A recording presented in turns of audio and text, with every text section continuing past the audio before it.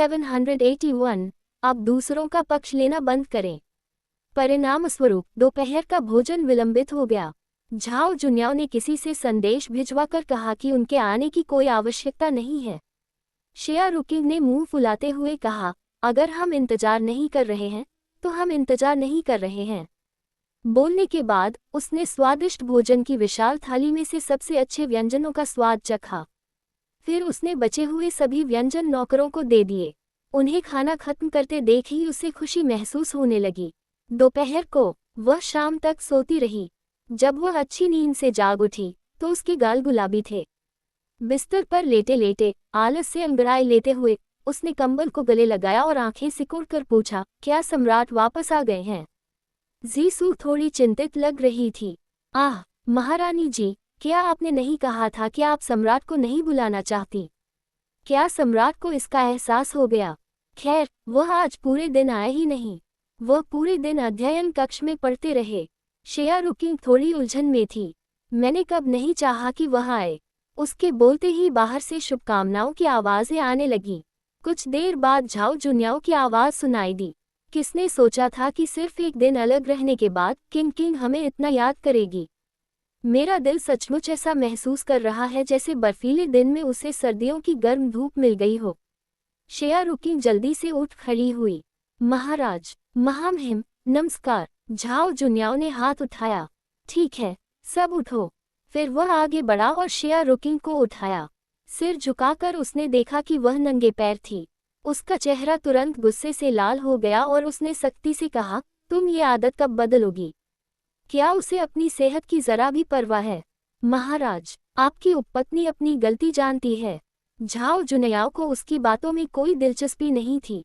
आखिर वह हमेशा अपनी गलतियां स्वीकार करती थी, लेकिन फिर भी उन्हें दोहराती रहती थी, इसलिए कुछ भी कहना बेकार था, कुछ न कहना ही बेहतर था। झाओ जुन्याओ ने उसका हाथ पकड़ा और उसे कुर्सी पर बिठा दिया। तभी उसकी नज़र मेज पर रखे एक बड़े फूलदान पर पड़ी, जिसमें बेर के फूल सजे हुए थे। उसके नीचे कागज पर एक अधूरा चित्र पड़ा था। झाओ जुन्याओ को उसमें दिलचस्पी हुई और उसने शिया रुकिंग का हाथ पकड़कर उसे धीरे धीरे चित्र पूरा करने में मदद की। इस प्रक्रिया में आधा शिचेन का समय लग गया। पेंटिंग पूरी होने के बाद ली शेनगान और इंतजार नहीं कर सका। महाराज, भोजन का समय हो गया है। इसके बाद झाओ जुन्याओ उठ खड़ी हुई और ज़िया रुकिंग को अपने हाथों में पकड़ी पेंटिंग को घूरते हुए अकेला छोड़ दिया। आग की तरह लालबेर के फूलों के सागर के बीच उसने एक पुरुष और एक स्त्री को देखा। पुरुष ने गहरा लबादा उड़ा हुआ था, जबकि स्त्री सफ़ेद वस्त्र में थी। हाथ में हाथ डाले, कंधे से कंधा मिलाकर वे एक मंडप में खड़े चाय का आनंद ले रहे थे और फूलों की सुंदरता निहार रहे थे। हालांकि उनके चेहरे दिखाई नहीं दे रहे थे, फिर भी वह समझ गई कि चित्र उन्हीं का है। उनके बगल में खाली जगह में एक छोटी सी कविता लिखी थी, जिसे पुरुष ने स्वयं रचा था। दोहे सटीक थे, कलात्मक रचना सुंदर थी। शब्द कुछ सीधे सादे थे और कुछ हद तक स्पष्ट भी। शिया रुकिंग के गाल शर्म से लाल हो गए। महाराज, आप सचमुच? झाओ जुन्याओ ने पीछे मुड़कर देखा। किंग किंग, क्या मेरी पेंटिंग उतनी सुंदर नहीं है? शिया रुकिंग ने झट से अपना सिर हिलाया। ये खूबसूरत है। उसके शब्द अभी निकले ही थे कि वह आगे बढ़ा और उसे गले लगा लिया। उसके पतले होंठ जल रहे थे, हथेलियां तप रही थीं और उसकी सांसें मोहक थीं। किंग किंग, मैं अब और इंतजार नहीं कर सकता। शिया रुकिंग चौंक गई। ये तो बिल्कुल। इससे पहले कि वह आश्चर्यचकित हो पाती, अगले ही पल उसने उसे चूम लिया। अगर कल का चुंबन एक तूफान था, तो यह एक हल्की बूंदाबांदी थी। देखने में हल्की, लेकिन गहराई से भरी, कोमल, देर तक रहने वाली, मीठी और लंबे समय तक टिकने वाली। चुंबन के बीच में ही उसे चक्कर आने लगे थे। महाराज, मैंने अभी तक खाना नहीं खाया है। झाओ जुन्याओ की आंखें लाल हो गई थीं, उसकी आवाज़ लगभग कांप रही थी। मैं शांत रहूंगा। मैं 1 साल से ज्यादा समय से भिक्षु की तरह रह रहा हूँ, और मैं अब और भिक्षु नहीं रहना चाहता। शिया रुकिंग को चक्कर आना बंद हुआ और वह थोड़ा होश में आई। अरे, 1 साल से ज्यादा? सम्राट, क्या आप हमेशा रखैले नहीं बुलाते रहे हैं? नहीं, मेरे पास नहीं है। वह थोड़ा उग्र हो गया। उसे चूमते हुए उसने उसका हाथ पकड़ा और उसे अपने पहले से ही उत्तेजित गुप्तांग पर रख दिया। किंग किंग, तुम किसी जादूगरनी जैसी हो, मानो तुमने कोई जादू कर दिया हो। अब ये सिर्फ तुम्हें ही पहचानता है और कुछ नहीं चलेगा। शेया रुकी पूरी तरह से अचंभित रह गई। उसका दिल जोर से धड़कने लगा। वह किसी और के साथ नहीं रहा। वह किसी और के साथ नहीं रहा। उसने सचमुच 1 साल से अधिक समय तक संयम बरता था। कम से कम पिछले 1 साल से तो वह पवित्र रहा है। आखिर वह सम्राट है। उसका दिल खुशी से भर गया। उसका शरीर गर्म हो गया और इस पल वह कुछ हद तक तैयार भी थी। उसने पहल करते हुए उसे चूम लिया। सम्राट झाओ जुनियाओ अब और संयम नहीं रख सका। उसने हाथ के एक झटके से पलंग के पर्दे गिरा दिए और अंदर बैठी 2 बत्तखें एक दूसरे से लिपट गईं, मानो अविभाज्य रूप से एक दूसरे से लिपटी हुई हों। बाहर ली शेनगान को बहुत पसीना आ रहा था। उन्होंने अभी तक अपना शाम का खाना नहीं खाया है। इस पर झाओ जुनियाओ की भावना स्पष्ट थी। सुंदरता एक दावत है और एक सुंदर महिला बेहद स्वादिष्ट होती है। भला खाने की क्या जरूरत। ... उस रात वह सचमुच बहुत कोमल था। पिछली बार की तीव्र पीड़ा और शरीर को कंपा देने वाले कपकपी के विपरीत इस बार ज़िया रुकी को ऐसा लगा जैसे उसे शांत वसंत की बारिश से धीरे धीरे पोषण मिल रहा हो। शांतिपूर्ण, कोमल, मधुर और मनमोहक। उसकी हरकतें हल्की हवा और हल्की बारिश की तरह कोमल थीं। उसने आंखें बंद करके उसे चूमा, मानो वह उससे पूरी तरह जुड़ गई हो। पता चला कि जब वह सौम्य होता था तो वह और भी अधिक आकर्षक होता था। उनकी सावधानीपूर्वक देखरेख में वह अपने चरम पर पहुंच गई। झाओ जुनियाओ ने खुद पर पूरा नियंत्रण रखा और सामान्य से कहीं अधिक जल्दी काम पूरा कर लिया। आधे घंटे बाद दोनों ने स्नान कर लिया और कपड़े बदल लिए। शेया रुकी के गाल लाल हो गए थे और वह उसकी बाहों में सिमट गई। उसके बालों से खेलते हुए उसका चेहरा अभी भी लाल था। उसने कहा, सम्राट, शाही चिकित्सक ने कहा था कि इसकी अनुमति नहीं है। आपने ऐसा कैसे किया? ये सुनकर झाओ जुनियाओ को खेद हुआ। जी हाँ, शाही चिकित्सक ने आधा साल कहा था। मैं कैसे खुद को रोक नहीं पाया। लेकिन मैं एक पुरुष हूँ, मैं अब और खुद को रोक नहीं सकता था। किंग, मुझे माफ करना। शेया रुकी ने फिर ऊपर देखा। मुझे अभी भी कुछ पूछना है। यह क्या है? कुछ पल हिचकिचाने के बाद ज़िया रुकी ने पूछा, क्या आपने कई रखेले नहीं बुलाई थी? फिर भी यह सब ऐसा क्यों है? झाओ जुनियाओ कुछ नाराज दिखी। किंग, मैंने तुम्हें पहले ही बता दिया है, अब ये सिर्फ तुम्हें ही पहचानता है। शेया रुकी ने उसकी कमर की ओर देखा, कुछ पल सोचा और फिर शरारती मुस्कान के साथ बोला, तो बात ऐसी है। बोलने के बाद वह धीरे से नीचे झुकी। झाओ जुनियाओ उत्तेजना से तंग गया और जल्दी से अपनी स्थिति ठीक कर ली ताकि किंग आसानी से उस तक पहुंच सके। फिर उसके मन में कुछ शरारती विचार आने लगे। हालांकि झुकने के बाद ज़िया रुकी ने उसकी छाती पर जोर से काट लिया। फिर उसने पूरी ताकत से काटा। झाओ जुनियाओ के मुंह से केवल एक दबी हुई कराह सुनाई दी। उसके चेहरे पर असहनीय दर्द झलक रहा था। किंग, तुम क्या कर रही हो? दर्द से उसका शरीर थोड़ा सा मुड़ गया। अंततः ज़िया रुकी ने उसे छोड़ दिया। अपने दांतों के निशानों को किसी अनमोल उपहार की तरह निहारते हुए उसने गर्व से कहा, यह एक निशान है। इस निशान के साथ अब से तुम सिर्फ मेरे होगे। इतना कहकर उसने उसे दाएं बाएं से देखा और बेहद संतुष्ट दिखी। झाओ जुनियाओ कुछ हद तक असहाय महसूस कर रहा था। औरतें कैसे सोचती हैं। हालांकि वह बहुत सहयोगी था और बोला, ठीक है, अब से मैं सिर्फ तुम्हारा ही रहूंगा। क्या ये तुम्हें मंजूर है?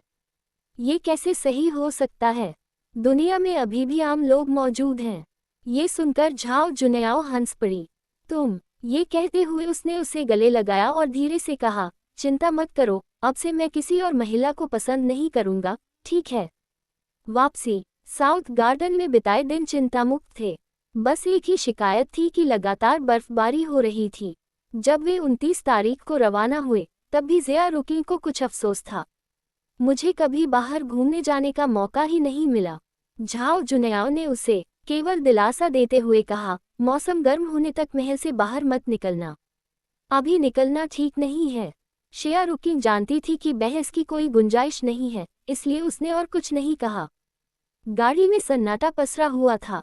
सौभाग्य से अंदर रखे कोयले के अंगीठी से पर्याप्त गर्मी मिल रही थी, अन्यथा असहनीय गर्मी होती। मुझे आश्चर्य है कि दोनों नन्हे खरगोश कैसे होंगे। क्या वे मुझे याद करते हैं? झाओ जुन्याओ ने उसके गाल पर चुटकी ली। वे तुम्हें क्यों याद करेंगे, तुम तो बस दो छोटे बदमाश हो। शिया रुकिंग ने मुंह फुलाते हुए कहा, सम्राट, आपने अभी तक उनके नाम नहीं चुने हैं। आपने वादा किया था कि जब वे पूरे 1 महीने के हो जाएंगे तब आप उनका नाम रखेंगे। अब तक इसमें देरी हो चुकी है। क्या आपने अभी तक कोई नाम नहीं सोचा? उसने स्पष्ट रूप से असंतुष्ट होकर पूछा। झाओ जुन्याओ ने मुस्कुराते हुए उसका हाथ पकड़ा और उसकी हथेली पर कुछ अक्षर लिखे। मैंने बहुत सोचा, लेकिन मुझे यकीन नहीं है कि कौन से अच्छे हैं। हम पहले और तीसरे विकल्प को क्यों न चुन लें? ज़िया रुकिंग ने एक पल के लिए सोचा और फिर पूछा, झाओ किहिंग और झाओ किए? झाओ जुन्याओ ने सिर हिलाया। कुछ देर सोचने के बाद ज़िया रुकिंग को लगा कि ये नाम वाकई बहुत अच्छे हैं और उसने मुस्कुराते हुए कहा, धन्यवाद सम्राट। हालांकि इसमें काफ़ी देरी हो गई, लेकिन कम से कम अब बच्चों के अच्छे नाम तो रख दिए गए। यह आसान नहीं था। वह मन ही मन इन दोनों नामों के अर्थों पर विचार करने लगी। सम्राट का सबसे बड़ा पुत्र छोटा बुन झाओ किचेन, महारानी चेंगपिन के दूसरे पुत्र का नाम झाओ किहोंग रखा गया। इसके बाद उसके 2 नन्हे बच्चे थे, झाओ किहिंग और झाओ किए। अच्छा, इन्हें बनाने में काफ़ी सोच विचार किया गया था। शानदार। जैसे जैसे शिया रुकिंग इसके बारे में सोचती गई, वह और अधिक संतुष्ट होती गई और उसके चेहरे पर एक मूर्खतापूर्ण मुस्कान खिल उठी। झाओ जुन्याओ उसकी भोली सी मुस्कान को लगातार देखती रही, और उन्हें ये बिल्कुल भी थकाव नहीं लगा। वह जरूर किसी के जादू के वश में हो गया होगा। जब तक वे महल लौटे तब तक दोपहर हो चुकी थी। झाओ जुन्याओ सीधे झाओचेन पैलेस वापस चले गए। जहां तक उसकी बात है, ली शेनिगान ने उसे वापस लाने के लिए छोटी झूजी को भेजा था। किंग्या निवास को ये खबर पहले ही मिल गई थी। जैसे ही वह द्वार से अंदर दाखिल हुई, उसने आंगन में लोगों के एक बड़े समूह को घुटनों के बल बैठे देखा। महामहिम, महल में आपका पुनः स्वागत है। शिया रुकिंग चौंक गई। हालांकि वह उच्च पद पर थी, फिर भी इतने सारे लोगों का उसके सामने घुटने टेकना उसके लिए एक नई बात थी जिसे वह अभी तक स्वीकार नहीं कर पाई थी। कृपया जल्दी उठिए। धन्यवाद महाराज। शिया रुकिंग ने और कुछ नहीं कहा और समूह को अंदर ले गई। मुख्य हॉल में धाई माँ और अन्य ननें भी घुटनों के बल बैठी थीं। वे छोटे राजकुमारों की देखभाल कर रहे थे, इसलिए उनका बाहर जाना उचित नहीं था, इसलिए वे वहीं घुटने टेककर बैठ गए। ये देखकर ज़िया रुकिंग ने तुरंत उन्हें उठने का आदेश दिया। आप सभी अभी जा सकते हैं। मुझे कपड़े बदलने दीजिए। हाँ, सिस्टर्स ने अपना नाम वापस ले लिया। शिया रुकिंग जीसू और जीनिंग के साथ ही भीतरी कक्ष में लौट आई। जल्दी करो, मेरी ये लोमड़ी की खाल वाली चादर उतार दो। मैं गर्मी से मर रहा हूँ। हाँ महाराज। जीसू ने मुस्कुराते हुए अपना मुंह ढक लिया। महामहिम, सम्राट आपका बहुत अच्छे से ख्याल रखते हैं। उन्हें हमेशा डर रहता है कि कहीं आपको ठंड न लग जाए। शिया रुकिंग का चेहरा पल भर में लाल हो गया। क्या वह मेरे साथ अच्छा व्यवहार करता है? उसने मन ही मन सोचा। ऐसा लगता है जैसे वह अपने अपराधों को छुपाने की कोशिश कर रहा है। आखिर अगर मैं बीमार पड़ जाऊं तो यह अनुचित होगा, है ना? भले ही सिर्फ शाही चिकित्सक को ही पता चले, उसकी प्रतिष्ठा को ठेस तो पहुंचेगी। लेकिन मेरा चेहरा इतना गर्म क्यों है? महामहिम, आप क्या सोच रहे हैं? जीसू ने फिर पूछा। शिया रुकिंग चौंककर होश में आ गई। कुछ नहीं, कुछ भी नहीं। इतना कहकर वह जल्दी से कपड़े पहनने लगी। फिर उसने ज़ेड्यू से ठंडी चाय का एक कटोरा लाने को कहा ताकि उसकी प्यास बुझ सके और वह नर्म सोफे पर बैठ गई। सिस्टर हुआन कुछ अन्य सिस्टर्स के साथ मुस्कुराते हुए अंदर आई और रिपोर्ट देने लगी। महामहिम, युवराज महाराज अध्ययन कक्ष में गए हैं। तीसरे और चौथे राजकुमार को भोजन करा दिया गया है और वे अब सो रहे हैं। पिछले कुछ दिनों से तीनों राजकुमार अच्छे से खा रहे हैं और चैन से सो रहे हैं। महाराज निश्चिंत रहिए। ये सुनकर शिया रुकिंग मुस्कुरा उठी। सिस्टर हुआन के यहाँ होने से मुझे चिंता की कोई बात नहीं है। वैसे आज तो 29 तारीख हो गई है। क्या अध्ययन कक्ष में ताइफू की क्लास अभी तक छुट्टी पर नहीं गई है? बहन हुआंग ने उत्तर दिया। बड़ों ने आज सुबह जल्दी छुट्टी ले ली थी। बात बस इतनी है कि हमारे राजकुमार को सीखने की बहुत इच्छा है और वह अभी भी सुबह जल्दी उठकर अध्ययन कक्ष में जाने की जिद कर रहे हैं। उसका कहना है कि उसके ट्यूटर ने उसे अपनी पढ़ाई की समीक्षा करने के लिए कहा था। शिया रुकिंग ने भौहें चढ़ाईं। क्या उनकी पढ़ाई की समीक्षा की जाए? क्या वह घर पर ऐसा नहीं कर सकता? आजकल बहुत बर्फबारी हो रही है। सिस्टर हुआंग फिर हंस पड़ी। महामहिम कहते हैं कि वे केवल अध्ययन कक्ष में ही ध्यान केंद्रित कर सकते हैं। आखिर घर पर 2 छोटे राजकुमार तो हैं ही। आमतौर पर जैसे ही महाराज अध्ययन कक्ष से लौटते हैं, वे छोटे राजकुमारों की देखभाल करने के लिए उनके पास ही रुक जाते हैं। वह बहुत खुश दिख रहा है। शेया रुकिंग की मुस्कान और भी खिल उठी। खैर, चेन चेन उनका बड़ा भाई है। पढ़ाई में मेहनती होना अच्छी बात है। ये सुनिश्चित करने के बाद कि उसके आसपास के लोग उसके विश्वासपात्र थे और उसके बेटे को जरा भी ठेस नहीं पहुंचेगी, ज़िया रुकिंग को अधिक राहत महसूस हुई। उसे अपने बेटे के प्रति सच्ची सहानुभूति थी, जिसे इतनी कम उम्र में इतनी कठिनाइयों का सामना करना पड़ रहा था। लेकिन उन्हें शाही परिवार में जन्म लेने के लिए किसने कहा था? चिंतामुक्त बचपन निश्चित रूप से एक अच्छी बात है, लेकिन युवराज होने के नाते अगर उनमें सद्गुण या प्रतिभा की कमी पाई जाती है, तो वे निश्चित रूप से हंसी का पात्र बन जाएंगे, है ना? क्या तब यह उसके लिए और भी अधिक कष्टदायक नहीं होगा? खैर, अगर इसे बदला नहीं जा सकता, तो हमें इसके अनुकूल ढलना ही होगा। आखिर वे यूं ही तो जा तो सकते हैं, है ना?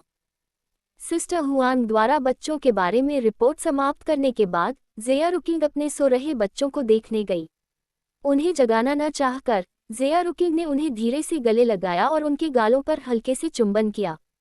फिर वह कुछ कदम चलने के बाद पीछे मुड़कर देखती हुई चली गई। उसके 2 नन्हे बच्चे, जिनकी उम्र 3 से 4 महीने थी, अपनी मासूमियत के चरम पर थे। चमकीले लाल रंग के सीने पर लिपटे हुए वे गोल मटोल थे और उनकी त्वचा गोरी और गुलाबी थी। अगर वह तब नहीं जाती, तो उसे डर था कि उसका दिल उनके लिए पूरी तरह पिघल जाएगा।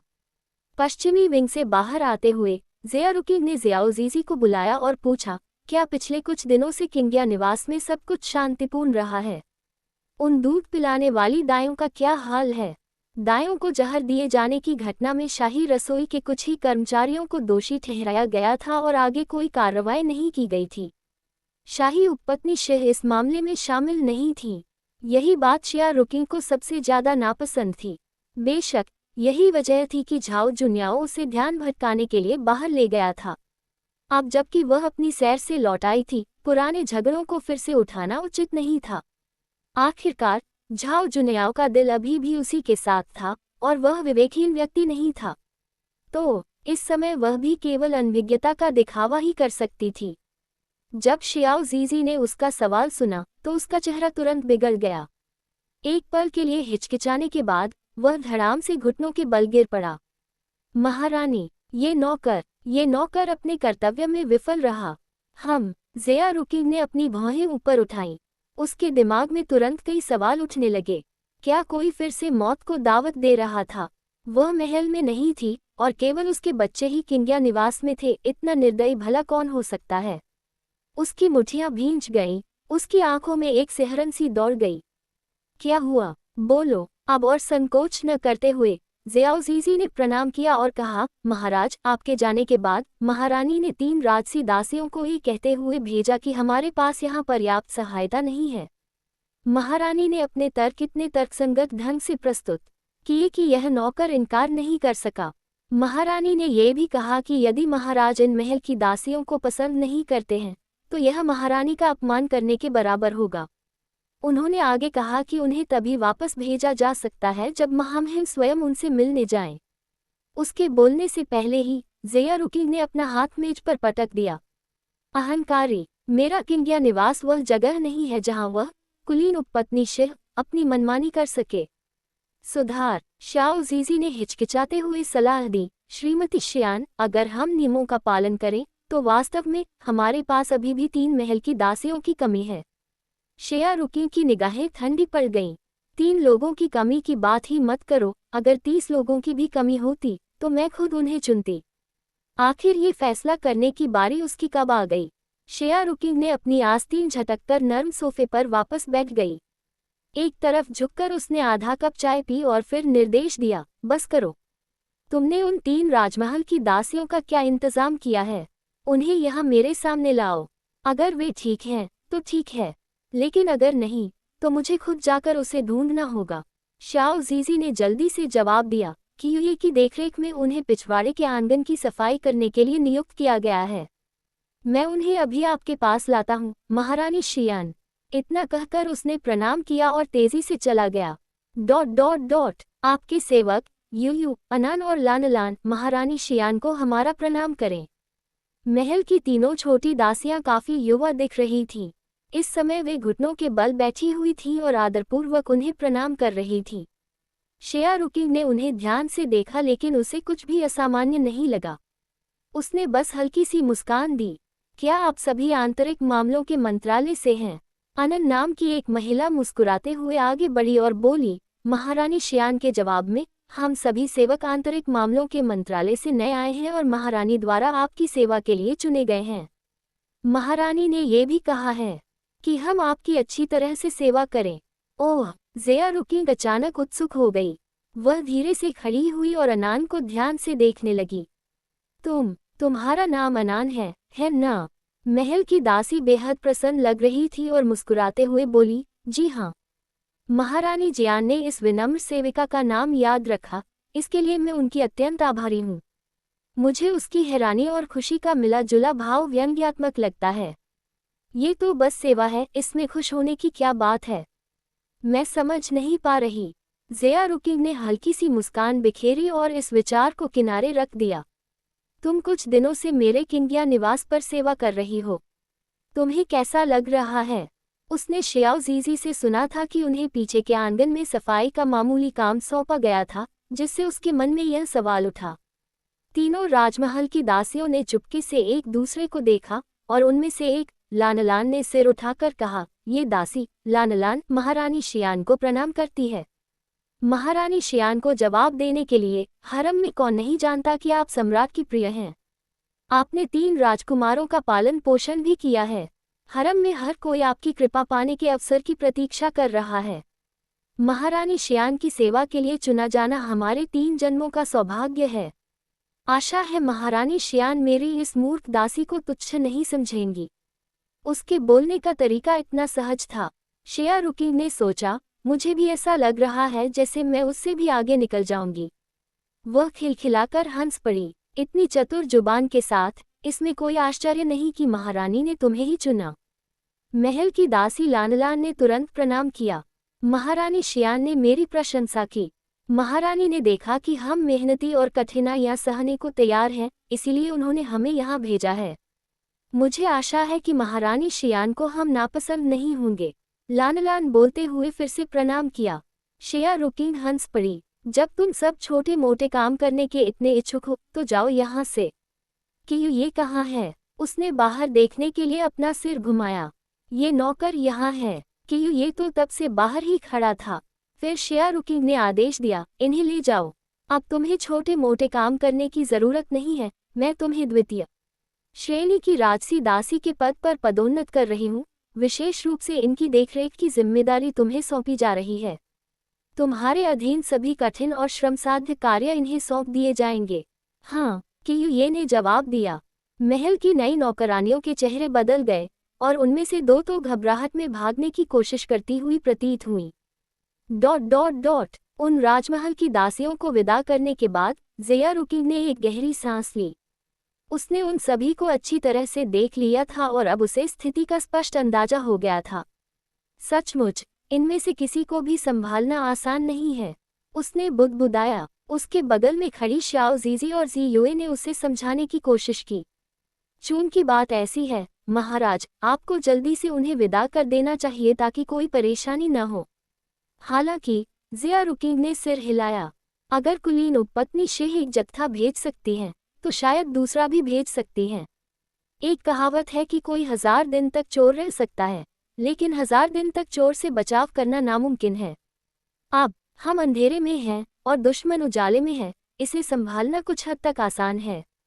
ज़ियाओ जीजी ने सोच विचार करने के बाद सहमति जताई और फिर कहा, फिर भी हम यहाँ बैठकर आपदा का इंतजार नहीं कर सकते। शेयारुकी ने उन दोनों को देखा और फिर मुस्कुराई। निश्चिंत रहो, एक तरह का नुकसान होता है जिसे पत्नी को खोना और सेना को आघात लगना कहते हैं। हे कुलीन उपपत्नी शेह, आप निश्चित रूप से ऐसा अनुभव नहीं करना चाहेंगी, है ना? सच कहूं तो कभी कभी मुझे समझ नहीं आता। एक उच्च पदस्थ कुलीन पत्नी जो 6 महलों की शक्ति को नियंत्रित करती है, उसके पास वह सब कुछ है जो वह चाहती है, फिर भी वह मेरे लिए मुश्किलें क्यों खड़ी करती है? अगर बात कृपा खोने की है तो उसकी कृपा खोने का मुझसे कोई लेना देना नहीं है। सम्राट की कृपा मेरे बस में नहीं है ना? इसके अलावा बहुतों ने कृपा खोई है, मैं उन्हें दिन रात उत्पात मचाते क्यों नहीं देखती? दूसरे लोग कठिनाई सहन कर सकते हैं, लेकिन वह नहीं। क्या कृपा खोने का मतलब मृत्यु है? शेया रुकी नर्म सोफे पर बेसुध पड़ी एक कहानी की किताब के पन्ने पलट रही थी। वह कल्पना कर रही थी कि अगर एक दिन वह भी कृपा खो बैठी तो क्या होगा। ये सोचते हुए उसने कमरे में चारों ओर देखा। क्या हो सकता है? मेरे 3 बेटे हैं, भला मुझे कौन नुकसान पहुंचा सकता है? इस तरह सोचते हुए शेया रुकी का दिल संतोष से भर गया। अच्छे दिन तो जरूर आने वाले हैं, है ना? भला कौन अपनी जिंदगी को मुश्किल बनाकर कष्ट सहना चाहेगा? मैं तो सुखमय जीवन चाहती हूँ, भले ही मैं कृपा खो दूं। मैं कुलीन उपपत्नी शिल की तरह नहीं बनूंगी, जो कुछ भी हासिल नहीं करती और सिर्फ दूसरों को परेशान करती है। भला इतने अच्छे जीवन को छोड़कर ऐसी परेशानियों में क्यों पड़ूं? थकान के कारण शायद वह कहानी की किताब के पन्ने पलटते पलटते सो गई। नर्म सोफा, हालांकि बिस्तर जितना गर्म नहीं था, लेकिन उस पर कई तरह के फर और मुलायम तकिए बिछे हुए थे। इसके अलावा उसे आंतरिक मामलों के मंत्रालय द्वारा जारी की गई एक नई हंस के पंखों वाली रजाई ओढ़नी पड़ी थी। शेया रुकी की नींद बेहद मीठी थी। जब वह उठी तो जीसू कमल के बीज का दलिया लेकर आ रही थी। महामहिम, यह अभी अभी शेफसू ने ताज़ा बनाया है। इसमें फ्रिटिलारिया कंद, लाल खजूर, सफ़ेद कवक और मिश्री है। ये यिंग को पोषण देने, रूखेपन को दूर करने, रक्त को समृद्ध करने और ची को बढ़ाने के लिए उत्कृष्ट है। शेया रुकी चेहरा धोने के लिए उठी, फिर सूप को अपने होठों तक ले गई। एक चम्मच चखने के बाद वह मुस्कुराई। बुरा नहीं है, तुमने शहद डाला है ना? कितनी खुशबूदार है। जी हाँ, अगर महाराज को पसंद आए तो और भी आनंद लीजिए। तब शेया रुकी ने मुस्कुराते हुए जवाब दिया, शेफसू वाकई बहुत अच्छा काम करती है। उनके बनाए हुए नाश्ते और व्यंजन तो शाही शेफ के बनाए हुए व्यंजनों से भी ज्यादा स्वादिष्ट हैं। लगता है मुझे बहुत अच्छा खाना मिलने वाला है। हाँ, सम्राट ने यह भी कहा था कि वे मेरे लिए चुवान क्षेत्र से एक रसोई की नौकरानी लाएंगे, लेकिन पता नहीं ये कब होगा। जी युए ने बगल में खड़े होकर सलाह दी, महाराज, आपको शाही चिकित्सक की सलाह सुननी चाहिए और बहुत अधिक मसालेदार भोजन खाने से बचना चाहिए। शेया रुकी ने कहा, मैंने ये नहीं कहा कि मुझे मसालेदार खाना ही खाना है, लेकिन चुवान क्षेत्र का खाना वाकई दिलचस्प है। मुझे आश्चर्य है कि क्या यह अभी भी आधुनिक रूप जैसा ही है। वैसे भी मुझे ये बहुत पसंद था। छोड़ो, इस बारे में बात न करें। कल नव वर्ष की पूर्व संध्या है, हमें अच्छी तैयारी करनी चाहिए। महल के इन मामलों को अभी के लिए छोड़ देते हैं और नव वर्ष के बाद विस्तार से चर्चा करेंगे। हाँ, ज़ेड्यू ने मुस्कुराते हुए कहा, तो महारानी जियान ने पहले से ही योजना बना ली है। यह अच्छी बात है, बहुत अच्छी बात है। किंग्या निवास में 3 राजकुमार, एक मुख्य प्रबंधक और एक छोटी रसोई थी। सचमुच, वहाँ बहुत अधिक लोग थे। सम्राट द्वारा शुरू में भेजे गए लोगों के अलावा वे लोग भी थे जिन्हें प्रसव के समय आंतरिक मामलों के मंत्रालय द्वारा अस्थायी रूप से नियुक्त किया गया था क्योंकि पर्याप्त कर्मचारी नहीं थे। और वे लोग भी थे जिन्हें महारानी ने नियुक्त किया था। कर्मचारियों का प्रबंधन काफी अव्यवस्थित था। अब पूरी तरह से पुनर्गठन का समय आ गया है। C784 ये देखने में थोड़ा भद्दा लग रहा है, खाने में नहीं।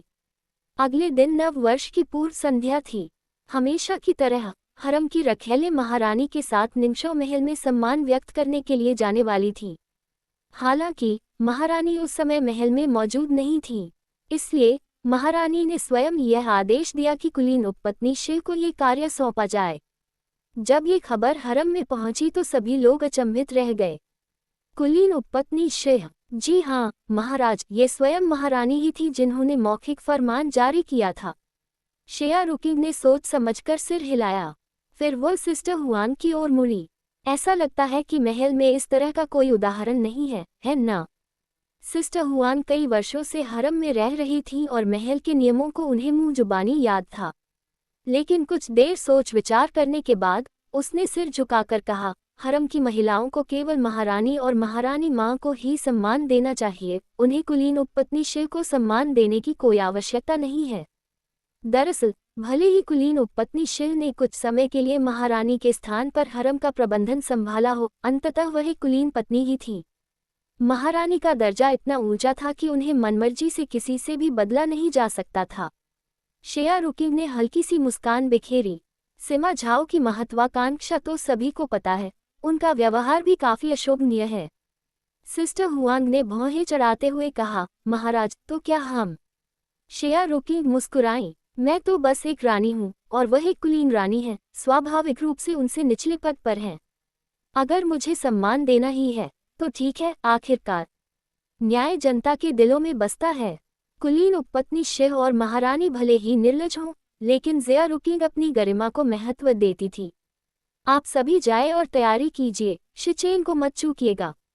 हाँ, ज़ेग्यू और अन्य लोगों ने झुककर अभिवादन किया और फिर तैयारी करने के लिए चले गए। नववर्ष की पूर्व संध्या पर सम्मान देने के अलावा स्वर्ग को अर्पण भी किया जाता था। पहले सम्राट हरम को कुछ दिनों के लिए दक्षिणी उद्यान में ले जाते थे और अर्पण के बाद लौट आते थे।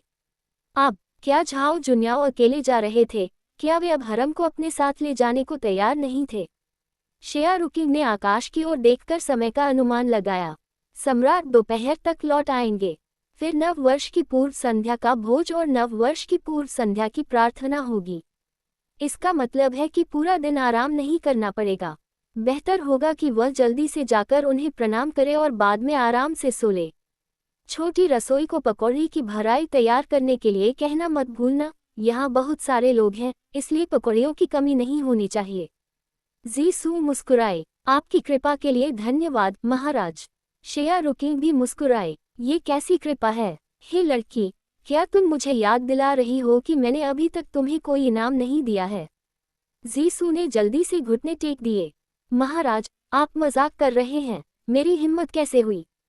शेया रुकिंग और भी जोर से हंस पड़ी और हाथ हिलाते हुए बोली, ठीक है, उठो। ये तो बस एक मजाक था। पहले मेरे लिए कुछ खाने को ले आओ, मुझे पेट भरने के लिए कुछ चाहिए। बाहर इतनी ठंड है, खाली पेट रहना ठीक नहीं है। जी हाँ, आप क्या खाना चाहेंगे? शेया रुकिंग ने एक पल सोचा। उसे किसी खास चीज की इच्छा नहीं थी और उसने जवाब दिया, कुछ भी चलेगा, बस ज्यादा मीठा ना हो। कुछ ऐसा होना चाहिए जिससे भूख मिट जाए। अच्छे से। जीसू मुस्कुराते हुए मुड़ी और चली गई। इसी बीच ज़ेग्यू अपनी मालकिन को कपड़े पहनाने में मदद करने के लिए कुछ कपड़े लेकर आई। महामहिम, आज बहुत ठंड है, ये हंस के पंखों से बनी अंतर्वस्त्र ठंड से बचाव के लिए सबसे अच्छी है। आपके पहनने के लिए यह एकदम सही रहेगी। स्वान डाउन, मुझे ये कपड़ा कब मिला? शेया रुकिंग ने उस वस्त्र का निरीक्षण किया। वह नाजुक और बर्फ जैसा सफ़ेद था, छूने में मुलायम और मोटा था और बेहद चिकना था। जब उसे प्रकाश में देखा गया तो उसकी सतह पर रोए की एक बहुत ही महीन परत दिखाई दी जिससे एक हल्की आभा निकल रही थी। ये सचमुच एक उत्कृष्ट कृति थी। ज़ेग्यू थोड़ी हैरान दिखी। ये वही है जो सम्राट ने कुछ दिन पहले आपके लिए भेजा था, याद है ना? ये दक्षिण से भेंट है, हंस के सबसे उत्तम पंखों से बनी है, त्वचा के सबसे करीब वाली परत जिन्हें धागे में काता गया है और कपड़े में बुना गया है। इसका केवल एक ही टुकड़ा है। शेया रुकिंग ने ध्यान से याद किया और उसे धुंधली सी याद आ रही थी। अफसोस की बात है, मुझे ये स्पष्ट रूप से याद नहीं है। ज़ेग्यू ने खिलखिलाकर हंसते हुए कहा, हमें यहाँ इतने सारे पुरस्कार मिलते हैं, ये स्वाभाविक है कि आप उन सभी को याद नहीं रख सकते। शेया रुकिंग ने व्यंग्यपूर्वक सिर हिलाया। कहते हैं कि गर्भावस्था 3 साल तक स्त्री की बुद्धि को क्षीण कर देती है। मेरे 3 बच्चे हो चुके हैं, मुझे डर है कि अब मैं कम से कम 6 साल तक मूर्ख ही रहूंगी। ज़ेग्यू अपनी हंसी मुश्किल से रोक पाई। महाराज, अगर आप जैसे बुद्धिमान और प्रतिभाशाली व्यक्ति को मूर्ख कहा जाए तो हम क्या हैं? मालकिन और नौकरानी बातें कर रही थी और एक साथ हंसे बिना नहीं रह सकी। ज़ेग्यू ने जल्दी और कुशलता से अपनी मालकिन को कपड़े पहनने और मेकअप करने में मदद का काम पूरा कर लिया। उसी क्षण जीसू भी खाने का डिब्बा लेकर अंदर आई। नाश्ता परोसा गया, एक कटोरी स्वादिष्ट और सुगंधित सौंफ के अंडे और कम वसा वाले सुअर के मांस की दलिया, सुनहरे भूरे रंग के तले हुए बन की एक थाली और कई अन्य व्यंजन। तले हुए बन में मछली और सुअर के मांस की भराई थी, जो बेहतरीन मांस और ताज़ी सब्जियों से बनी थी। उनकी परत पतली और कुरकुरी थी और भराई स्वादिष्ट थी। दलिया के साथ ज़िया रुकीन ने अंडे के आकार के 5 तले हुए बन खाए और दलिया भी खूब पिया। खाना खाने के बाद उसे तुरंत अपने पेट में गर्माहट महसूस हुई और उसका पूरा शरीर काफ़ी गर्म हो गया। ज़ैग्यू ने उसके लिए एक हाथ गर्म करने वाला यंत्र तैयार किया। बैंगनी रंग की किनारीदार चोगा पहनकर मालकिन और उसकी 2 नौकरानियां निकल पड़ीं। ज़िफू महल में पहले से ही कई लोग इकट्ठा हो चुके थे। ज़िया रुकीन का आगमन बहुत देर से नहीं हुआ था। हालांकि महारानी निंग, जिनके साथ उनके कभी अच्छे संबंध नहीं थे, पहले ही वहां पहुंच चुकी थी। ज़िया रुकीन को अपने से देर से आते देख महारानी निंग ने ताना मारना शुरू कर दिया। इतनी देर से आकर सारी बहनों को इंतजार करवाया। बहन, तुम्हारी तो वाकई बहुत धृष्टता है। फिर मानो उसे कुछ याद आ गया हो, उसने कहा, ओह, मैं लगभग भूल ही गई थी। महारानी शियान कुछ दिनों तक सम्राट के साथ रहने के बाद थक गई होंगी। मैंने सुना है कि बच्चे को जन्म देने के बाद से आपकी सेहत ठीक नहीं है। आपको अपना ध्यान रखना चाहिए। ये शब्द सुनकर ज़िया रुकीन ने भौहें चढ़ा लीं। वे सभी रानियां थीं। महारानी निंग द्वारा बहन शब्द का प्रयोग बनावटी लग रहा था और वे कड़वे शब्द स्पष्ट रूप से चिढ़ाने वाले थे। ज़िया रुकीन ने हल्की सी मुस्कान बिखेरी। ये थोड़ा थकाने वाला तो है, लेकिन महारानी निंग जितना थकाने वाला तो बिल्कुल नहीं है। मैं थकी हुई कैसे हो सकती हूँ? महारानी निंग ने हैरानी से कहा। ज़िया रुकीन ने अंदर के कमरे की ओर देखा और मुस्कुराते हुए कहा, वाह, मुझे आश्चर्य है कि महारानी महल के बाहर कैसी हैं। महारानी निंग और महारानी हमेशा से बहुत करीबी रही हैं, आपको पता ही होगा, है ना? और अब ये देखकर कि महारानी निंग यहाँ कुलीन उपपत्नी शिल के साथ भी इतनी अच्छी तरह घुल मिल गई हैं, आपने ज़रूर बहुत मेहनत की होगी। मैं सचमुच आपकी प्रशंसा करती हूँ। इसका सीधा मतलब था, आप दोनों पक्षों की चापलूसी करते हैं, आप जरूर थक जाते होंगे। महारानी निंग क्रोधित हो उठी। लेडी ज़िया, तुम और मेरा क्या? ज़िया रुकीन ने पलटवार किया। मैं द्वितीय श्रेणी की महारानी हूँ, जिसे सम्राट ने स्वयं यह उपाधि प्रदान की है, बिल्कुल आपकी तरह, महारानी निंग। हालांकि महारानी निंग को संबोधित करते समय इस महारानी शब्द का प्रयोग करना शिष्टाचार की कुछ हद तक विरुद्ध था, लेकिन क्या महारानी निंग के लिए उन्हें बहन कहना उचित था? ये तो सरासर जैसे को तैसा था। महारानी निंग गुस्से से घुट रही थी, लेकिन कुछ बोल नहीं पा रही थी।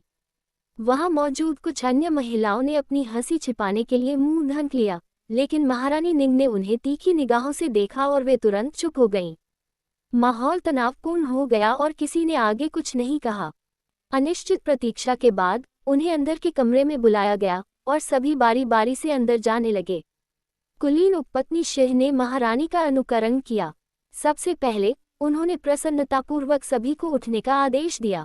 फिर उन्होंने एक एक करके सीटें आवंटित की और बाद में सभी का हालचाल पूछा, साथ ही हल्की फुल्की बातचीत और गपशप भी की।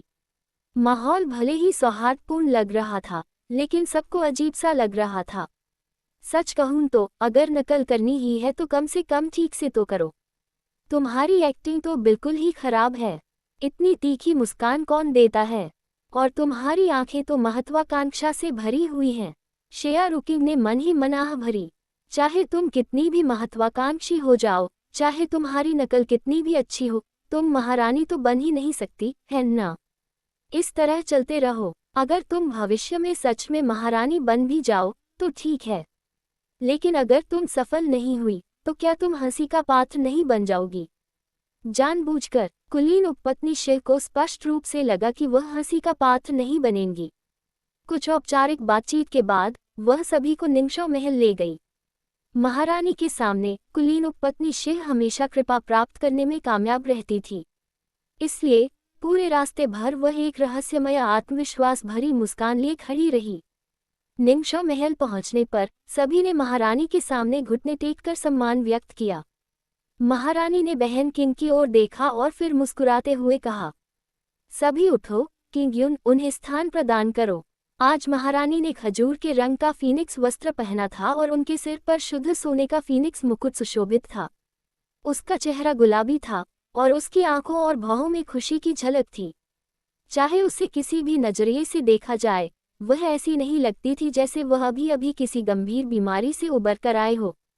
वह सचमुच बहुत चालाक है। ज़िया रुकिंग ने मन ही मन आह भरी। उसका प्रिय नाजायज प्रेमी मर चुका था, फिर भी वह इतनी खुशमिजाज थी।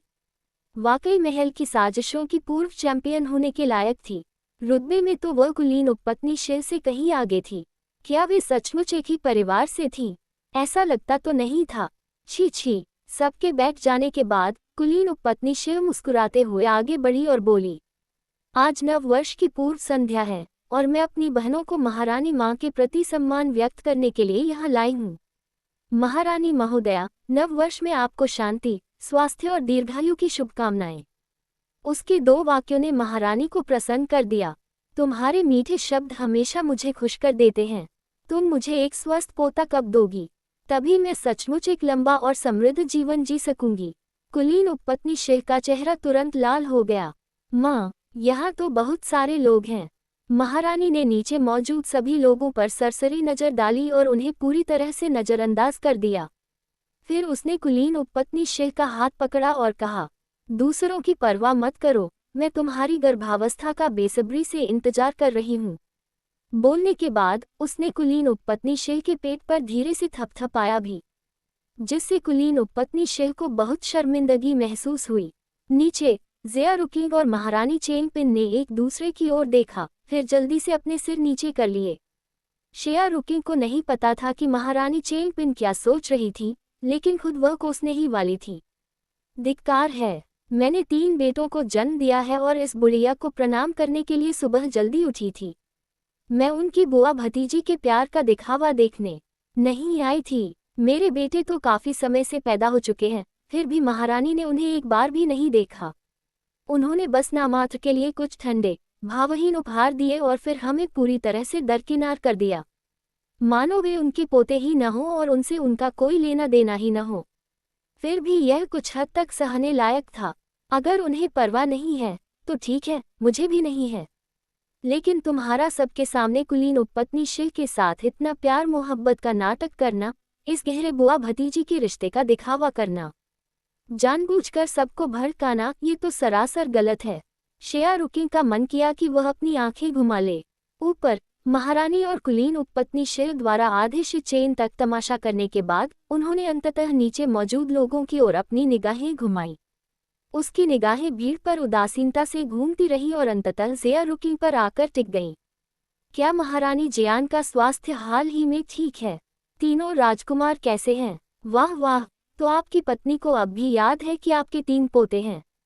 थोड़ी हिचकिचाहट के बावजूद वह खड़े होकर जवाब देने के लिए तैयार हो गई। लेकिन उसी क्षण उसने महारानी को महारानी चेंगपिन से पूछते हुए सुना, वहां पर आपका क्या हाल है? क्या दूसरा राजकुमार अभी भी आज्ञाकारी है? महारानी चेंगपिन ने ज़िया रुकिंग की ओर एक नज़र डाली, फिर जल्दी से खड़ी हो गई और बोली, महामहिम, महारानी माँ को सूचित किया जाता है कि हुंगहोंग स्वस्थ है। आपकी चिंता के लिए धन्यवाद। महारानी को तसल्ली मिली। उन्होंने संतुष्टि भरी मुस्कान के साथ कहा, यह अच्छा है। जब मुझे कुछ खाली समय मिले तो उसे मुझसे मिलवाने के लिए ले आना। पिछले कुछ दिनों से मेरी तबीयत ठीक नहीं है। मुझे डर है कि कहीं बच्चे को भी बीमारी न लग जाए, इसलिए मैं उनमें से किसी से भी नहीं मिल पाई। इसे दिल पर मत लो। जब मेरी सेहत में सुधार हो जाए तो बच्चों को मुझसे मिलने के लिए अक्सर लेकर आना। ये कहते हुए महारानी माँ, महारानी चेंगपिन और महारानी निंग को घूर रही थी। उसकी निगाहें ज़िया रुकिंग की ओर जरा भी नहीं हटी। ज़िया रुकिंग, अगर अब तक उसे महारानी का मतलब समझ नहीं आया तो उसका जीवन सचमुच व्यर्थ ही बीता है। बहिष्कार या सीधा सीधा तिरस्कार, कोई फर्क नहीं पड़ता। उसे परवाह नहीं है ना? बस इसे नजरअंदाज करो, गुस्सा मत करो, परवाह नहीं, बस ऐसे ही। ज़िया रुकिंग ने अपने चेहरे पर जबरदस्ती मुस्कान बनाए रखते हुए खुद से कुछ बुदबुदाया। अंत में उसने सचमुच एक खिलखिलाती मुस्कान के साथ जवाब दिया। वह खुद से 10,000 गुना नफरत करती थी। ये देखकर कि उनका रंग रूप अभी भी अच्छा था और वे क्रोधित नहीं हुई थी, महारानी को कुछ हद तक असंतोष हुआ। हालांकि आसपास इतने ज्यादा लोग थे कि इसे दिखाना संभव नहीं था। इसके बाद महारानी ने कुलीन उपपत्नी शिव और कई अन्य उपपत्नियों के साथ कुछ देर तक गर्मजोशी से बातचीत की और हंसी मजाक किया। तभी उसने सबको जाने की इजाजत दी। कुलीन उपपत्नी शेह जाने के लिए कुछ हद तक अनिच्छुक थी।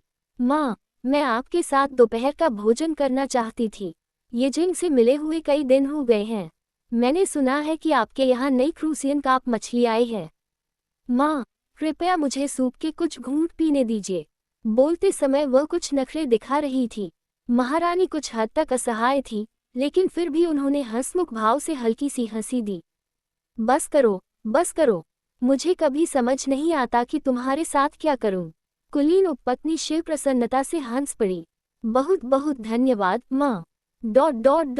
उसके पीछे काफी हलचल थी, जिसे ज़िया रुकिंग ने नजरअंदाज करना ही बेहतर समझा। हालांकि जैसे ही वह भीड़ के साथ जाने वाली थी, महारानी ने अचानक उसे पुकारा। क्यों नहीं, महारानी जियान, आप रुकिए और मेरे साथ दोपहर का भोजन कीजिए। ज़िया रुकिंग का शरीर अचानक अकड़ गया, उसका दिल जोर से धड़कने लगा। ज़ेग्यू ने झट से अपनी आस्तीन खींची। ज़िया रुकिंग ने नीचे की ओर देखा और फिर मुड़ गई। हाँ, वह ये तो नहीं कह सकती थी कि वह ऐसा नहीं करना चाहती, लेकिन मन ही मन वह उसे कोसना चाहती थी। उसे एक पल के लिए भी यकीन नहीं हो रहा था कि महारानी सचमुच उसके साथ दोपहर का भोजन करना चाहती हैं। कौन जाने महारानी क्या शरारत करने वाली है, लेकिन चाहे जो भी योजना बनाई गई हो, वह बच नहीं सकी। जीसू को अर्थपूर्ण नज़र से देखने के बाद वह ज़ेग्यू के साथ वहीं रुक गई। ज़िया रुकिंग मुस्कुराते हुए आगे बढ़ी और समझाने लगी। महाराज, मेरे बच्चे अभी बहुत छोटे हैं। मुझे डर है कि वे चिंतित हो सकते हैं। महारानी भी मुस्कुराई। सिर्फ 3 या 4 महीने के बच्चे, और वे अभी से अपनी माँ की चिंता करने लगे हैं। हमारे शाही परिवार के बच्चों से यही उम्मीद की जाती है। सचमुच आज्ञाकारी। ये शब्द व्यंग्यात्मक और तीखे दोनों थे, लेकिन ज़िया रुकिंग पहले से ही तैयार थी। उसने बेशर्मी से जवाब दिया, आप बिल्कुल सही कह रहे हैं महाराज। जन्म से ही मेरे ये दोनों बच्चे असाधारण रूप से बुद्धिमान और तेज दिमाग वाले रहे हैं। अगर वे मुझे थोड़ी देर के लिए भी नहीं देख पाते तो लगातार रोते रहते हैं, इसलिए आपका सेवक भी उनके बारे में सचमुच चिंतित है। महारानी को यह जवाब कुछ हद तक अप्रिय लगा और कुलीन उपपत्नी शेह भी काफी नाराज थी। दोनों ने एक दूसरे की ओर देखा, मन ही मन अपनी आंखें घुमाईं, लेकिन और कुछ नहीं कहा। अंत में महारानी डोवेजर ने ही अपना हाथ हिलाकर इशारा किया। पर्याप्त, मुझे अभी भूख नहीं है। महारानी जियान, अगर आपके पास करने के लिए और कुछ नहीं है, तो क्यों ना आप मेरे लिए धर्मरथों की एक प्रति लिख दें। ज़िया रुकिंग झट से उठ खड़ी हुई। जी हाँ, आपका सेवक आदेश का पालन करता है। अपनी बात कहने के बाद महारानी माँ ने कुलीन उपपत्नी शिह का हाथ पकड़कर भीतरी कक्ष में चली गईं और सिस्टर किंग उसे छोटे बौद्ध हॉल में ले गईं। वह पहली बार यहाँ आई थी और जब उसने चारों ओर देखा तो उसे यह जगह काफी सुव्यवस्थित लगी। मन ही मन उसने बुदबुदाया, भले ही वह सच्चे मन से बुद्ध की पूजा नहीं कर रही है, फिर भी बौद्ध सभाघर ठीक से सजा हुआ है ना? कम से कम उन्होंने बुद्ध के लिए सोने की मूर्ति तो बनवाई है। इसे भी उसके लिए कुछ गुप्त पुण्य संचय माना जा सकता है। सिस्टर किंग ने उन्हें धर्मरथों का एक ग्रंथ सौंपा। फिर उन्होंने किसी को स्याही और ब्रश तैयार करने के लिए कहा। जब सब कुछ तैयार हो गया तो बहन किंग ने मुस्कुराते हुए कहा, श्रीमती जियान, आपके सामने काफी बड़ा काम है। इस पांडुलिपि में पूरे 60 पृष्ठ हैं। 60 पृष्ठ। ज़िया रुकिंग को गहरा सदमा लगा। ब्रश से लिखे गए 60 पन्नों की नकल करने के लिए कम से कम 2 शी चेन की आवश्यकता होगी। महारानी जानबूझकर ऐसा कर रही है ना? ठंडे सादे छोटे बौद्ध हॉल में चारों ओर देखते हुए ज़िया रुकिंग एक बार फिर निराशा में डूब गई। जानबूझकर, बिल्कुल जानबूझकर सी 786 को दंडित किया गया। महज 10 पन्ने लिखने के बाद ज़िया रुकिंग को लगा कि कलम पर उसकी पकड़ कमजोर हो रही है। उसके लिखे अक्षर टेढ़े मेढ़े दिखने लगे। उसे वैसे भी लिखना पसंद नहीं था, और अब इस बर्फीले ठंडे छोटे बौद्ध हॉल में, जहां कोयले की अंगीठी भी नहीं थी, यह कोई आश्चर्य की बात नहीं थी कि उसके हाथ लगभग जम गए थे, जिससे अच्छी तरह लिखना असंभव हो गया था। फिर भी अगर वह पत्र नहीं लिखती तो खुलकर विरोध करना और सारे दिखावे को त्याग देना नासमझी भरा लगता। सम्राट ने तो अपनी जन्म देने वाली माँ के सामने भी सारे दिखावे नहीं छोड़े थे, उसके सामने तो दूर की बात थी। इसलिए उसके पास केवल धैर्य रखने और सहन करने के अलावा कोई चारा नहीं था। मन ही मन वह लगातार प्रार्थना करती रही कि कोई आकर उसे जल्द ही बचा ले। इस दौरान कुलीन उपपत्नी शिह महारानी के साथ गर्म भीतरी कक्ष में बैठी थी। उनकी मुस्कान बेहद मनमोहक थी। माँ, महारानी शियान बच्चों की देखभाल में व्यस्त रही हैं, इसलिए वह आपसे अक्सर मिलने नहीं आ पाईं। आप इतनी नाराज क्यों हैं? ऐसा लगता है जैसे आपने ही उनके साथ कोई अन्याय किया हो। महारानी ने ठंडी हंसी हंसी। अन्याय हुआ? पिछली बार जब मैं बीमार थी तब से वह सिर्फ एक बार मिलने आई थी, और वह भी महीनों पहले। उसके बाद से वह वापस नहीं आई। महज एक मामूली रखेल जो कुछ बेटों को जन्म देने पर निर्भर है, मेरी अवहेलना करने की हिम्मत करती है। इस बार मैं शिष्टाचार या नियमों के बिना उसे सही तरीके से व्यवहार करना सिखाऊंगा। इतना कहने के बाद महारानी ने कुलीन उपपत्नी शिह के कुछ कहने का इंतजार किए बिना ही आगे के निर्देश दे दिए। बहन किंग, सुनिश्चित करें कि अंगीठी पूरी तरह से हटा दी गई है। उसे कहो कि वह अपना दिमाग ठीक से शांत करे। बहन किंग ने आदेश स्वीकार किया और चली गई, और तभी महारानी को संतुष्टि मिली। कुलीन उपपत्नी शिह ने और विनती करने की हिम्मत नहीं की और जल्दी से विषय बदलते हुए यिजिंग को उनके पास लाने का आदेश दिया। तीसरी राजकुमारी को देखते ही महारानी का चेहरा फिर से खिल उठा। भले ही वह पुत्र न हो, फिर भी वह हमारे शिव परिवार की इकलौती वंशज है। मेरी बस यही कामना है कि एक दिन तुम एक और बेटे को जन्म दो, ताकि भाई बहन एक दूसरे का ख्याल रख सकें और यिजिंग के पास भरोसा करने के लिए कोई हो। ये सुनकर कुलीन उपपत्नी शिह की निगाहें गहरे दुख और हानि की भावना से भर गईं। माँ, दरअसल सम्राट वह शाही पुत्र के बारे में क्या वह हाल ही में सबके साथ निष्पक्ष नहीं रहा है? मैंने सम्माननीय मामलों के कार्यालय के रिकॉर्ड देखे हैं। महल की हर प्रमुख रखेल को ये सम्मान प्राप्त हुआ है। बेशक आपका स्थान भी इसका अपवाद नहीं है, इसीलिए मैंने और संतान की उम्मीद फिर से जगाई है। कुलीन उपपत्नी शिह एक पल के लिए दुविधा में पड़ गई, लेकिन अंततः खुलकर बोलने में असमर्थ रही और स्पष्ट रूप से हाँ कहकर सहमति व्यक्त की। फिर उसने विषय को दोबारा बदल दिया। माँ, बहुत देर हो रही है। मुझे यहाँ की क्रूसियन कार्प मछली की सब्जी खाने की बहुत इच्छा हो रही है। हम खाना कब शुरू करेंगे? ये देखकर कि वह आगे बात नहीं करना चाहती, महारानी ने और दबाव नहीं डाला। उसने अपना सिर झुकाया और तीसरी राजकुमारी के बालों को सहलाते हुए कहा, अच्छा चलो अब खाना खाते हैं। ये सुनकर महल में मौजूद सेवकों ने तुरंत अपनी तैयारियां शुरू कर दी। उसी समय बहन किंग भी बाहर से अंदर आ गईं। महारानी ने उसकी ओर एक नज़र डाली। क्या सब कुछ हटा दिया गया है? हाँ, उसने बड़ी संतुष्टि से सिर हिलाया। इस बार मुझे उम्मीद है कि वह सबक सीख लेगी। ये सब कहने के बाद परिचारकों और स्वयं कुलीन उपपत्नी शिह द्वारा उन्हें भोजन करने के लिए ले जाया गया। वहीं दूसरी ओर शेया रुकिंग ठंड से कांप रही थी। लिखने की तो बात ही छोड़िए, वह मुश्किल से खड़ी भी हो पा रही थी। ज़ेड्यूए की आंखों में आंसू आ गए थे। बाहर अभी अभी बर्फ गिरी है और अंदर कोयले की अंगीठी न होने के कारण इतनी ठंड है कि रहना असंभव है। महामहिम, आप अभी भी दुर्बल हैं।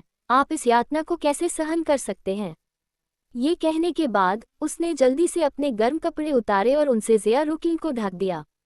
शेया रुकिंग ने उन्हें उतारकर वापस अपने ऊपर लपेट लिया। इसकी कोई ज़रूरत नहीं है, कमरा बहुत ठंडा है। आप सिर्फ अपने अंडरगारमेंट्स में कैसे काम चला सकते हैं? ज़ेड्यूए चिल्ला उठी। इस नौकर की जान की कोई कीमत नहीं है। अगर मैं ठंड बर्दाश्त कर लूँ तो ठीक है, लेकिन महाराज आप अनमोल हैं, आप ठंड से जमने का जोखिम नहीं उठा सकते। ज़ेया रुकिंग ने आह भरी। मैं ठीक हूँ। क्या तुम भूल गए कि मैंने मखमली अंतर्वस्त्र पहना हुआ है? लेकिन कोई किंतु परंतु नहीं। भले ही आपकी जिंदगी सस्ती हो, आप लोहे के नहीं बने हैं। मैंने नाश्ता कर लिया है और मैंने गर्म कपड़े पहने हैं। मुझे ठंड नहीं लग रही है। शेया रुकिंग अड़ी रही। ज़ेड्यू ने चाहे जितना भी समझाने की कोशिश की हो, वह लड़की को पीछे हटने नहीं देगी। आखिर वे दोनों युवतियां थीं। कोई और विकल्प न होने के कारण ज़ेड्यू को अपने कपड़े पहनने पड़े। झाओचेन महल में सम्राट स्वर्ग को बलि चढ़ाकर अभी तक नहीं लौटे थे और नपुंसकली भी अनुपस्थित थे। वहां केवल नपुंसकली का शिष्य छोटा झूजी ही था, लेकिन छोटा झूजी भी कुछ खास मदद नहीं कर सका। जीसू चिंता से रोने ही वाली थी। हमें क्या करना चाहिए? इतनी ठंड है और गुरुजी अभी भी निंगशो महल में हैं। छोटी झूजी केवल उसे सांत्वना देने की कोशिश कर सकती थी। चिंता मत करो, महारानी को संयम की समझ जरूर होगी, वह हद से ज्यादा आगे नहीं बढ़ेंगी। बहुत समझाने बुझाने के बाद जीसू आखिरकार थोड़ी शांत हुई। ये देखकर कि मदद बुलाना वास्तव में असंभव था, उसके पास वापस जाकर इंतजार करने के अलावा कोई विकल्प नहीं था। जब सिस्टर हुआंग ने उसे अकेले लौटते देखा तो उन्होंने कोई सवाल नहीं पूछा। उन्होंने बस अन्य सिस्टर्स और दाइयों को बच्चों की अच्छी तरह देखभाल करने का निर्देश दिया। खाने के समय झाओ किचेन अध्ययन कक्ष से वापस लौटे और देखा कि भीतरी कक्ष खाली था। क्या मेरी माँ यहाँ नहीं है? कम उम्र में ही ताइफू का प्रशिक्षण प्राप्त करने के कारण उनमें शिष्टाचार की भावना विकसित हो गई थी। उनका हर कार्य बिल्कुल सलीकेदार और व्यवस्थित था। सिस्टर हुआंग ने झट से मुस्कुरा दिया। चिंता करने की कोई आवश्यकता नहीं है महाराज। महारानी जियान महारानी को सम्मान देने के लिए निंगशो महल गई हैं। वह अभी तक वापस नहीं आए हैं। वह महारानी के साथ दोपहर के भोजन के लिए गई होगी। झाओ किचेन का गोरा छोटा चेहरा उदासी से भर गया, उसकी छोटी सी भौहें कसकर सिकुड़ गईं। क्या आप महारानी के साथ दोपहर के भोजन पर जा रहे हैं? ये स्थिति उसे कुछ अजीब सी लगी। नन्हा बन सोच में पड़कर भौहें सिकुड़ने लगा। उसने अपने 3 साल के जीवन की सारी यादों को खंगालने की कोशिश की। उसे पता चला कि उसकी माँ कभी कभार ही निंगशो महल आती थी। तो क्या इसका मतलब यह है कि महारानी के साथ उनके संबंध अच्छे नहीं हैं? इसके अलावा ऐसा लगता था कि सम्राट भी शायद ही कभी उनसे मिलने जाते थे और उन्होंने महारानी के बारे में उनसे कोई जिक्र नहीं किया था। साथ ही ऐसा प्रतीत होता था कि महारानी को अपने पोते में कोई खास दिलचस्पी नहीं थी। उन्होंने महारानी को मुश्किल से ही देखा था, है ना? इन सब बातों से लिटिल बन एक निष्कर्ष पर पहुंचा। आज महारानी के महल में उनकी मां का आना सिर्फ दोपहर का भोजन करने के लिए नहीं था। इसके पीछे कुछ और कारण जरूर होंगे। क्या ऐसा हो सकता है कि उनकी मां को परेशान किया जा रहा हो? लिटिल बन का गोरा चेहरा तुरंत गुस्से से फूल गया, उसकी छोटी मुठ्ठियां कसकर भींच गईं। बहन हुआन, मुझे मेरी मां के पास ले चलो। आज नववर्ष की पूर्व संध्या है और चेनचेन भी महारानी को प्रणाम करना चाहता है। जब सिस्टर हुआंग ने उसे यह कहते सुना तो वह मुस्कुराई। महामहिम, आपका न जाना ही बेहतर होगा। महारानी जियान बहुत जल्द वापस आ जाएंगी। छोटी रसोई में खाना पहले से ही तैयार है, कृपया पहले कुछ खा लीजिए। एक थका देने वाली सुबह के बाद कौन जानता था कि यह छोटा पूर्वज भूखा था या नहीं। लेकिन लिटिल बन जिद्दी था और अपनी छोटी मुट्ठियों को भींचकर अड़ियल रवैया अपना रहा था। नहीं, मैं जाना चाहती हूँ। मुझे जाना ही होगा। बहन, आपको जल्दी से किसी को मेरे लिए वहां ले जाने का इंतजाम करना होगा। सिस्टर हुआंग ने अपनी भौहें सिकुड़ी। लेकिन क्यों? महारानी जियान ने कहा है कि आपको बिना अनुमति के इधर उधर नहीं घूमना चाहिए। महारानी शियान ने बार बार हिदायत दी थी कि नन्हे राजकुमार को यूं ही बाहर न ले जाया जाए। यहाँ तक कि उनकी नियमित पढ़ाई के लिए भी दाएं और बहनें हमेशा नन्हे राजकुमार के साथ रहती थीं। सौभाग्य से नन्हे राजकुमार आज्ञाकारी थे और पिछले कुछ वर्षों में कोई घटना नहीं घटी थी, तो उसकी आंखें अभी भी निर्दोष थीं। बहन हुआन भी महारानी जियान के अथक प्रयासों को समझती थी। वह नहीं चाहती थी कि नन्हा राजकुमार इतनी कम उम्र में गंदगी के संपर्क में आए। लेकिन लिटिल बन अब भी अपनी जिद पर अड़ा हुआ था। बहन, अगर तुम मुझे वहां नहीं ले जाओगी तो मैं खुद ही चला जाऊंगा। इतना कहते ही वह सचमुच अपने छोटे से शरीर को मरोड़ने लगा और दरवाजे की ओर बढ़ने लगा। सिस्टर हुआंग ने झटपट उसे ऊपर उठा लिया। छोटे पूर्वज, बाहर बहुत ठंड है। अगर आप बाहर जाते हैं तो आपको कपड़े पहनने होंगे। सी 787। अंततः सिस्टर हुआंग लिटिल बन को मना नहीं कर सकी और उसे अपने साथ ले गईं। लेकिन उनके जाने से पहले उसने दाई से उस पर 2 या 3 और कपड़े पहनाने को कहा। पहले से ही दुबली पतली छोटी बन गेंद की तरह गोल हो गई।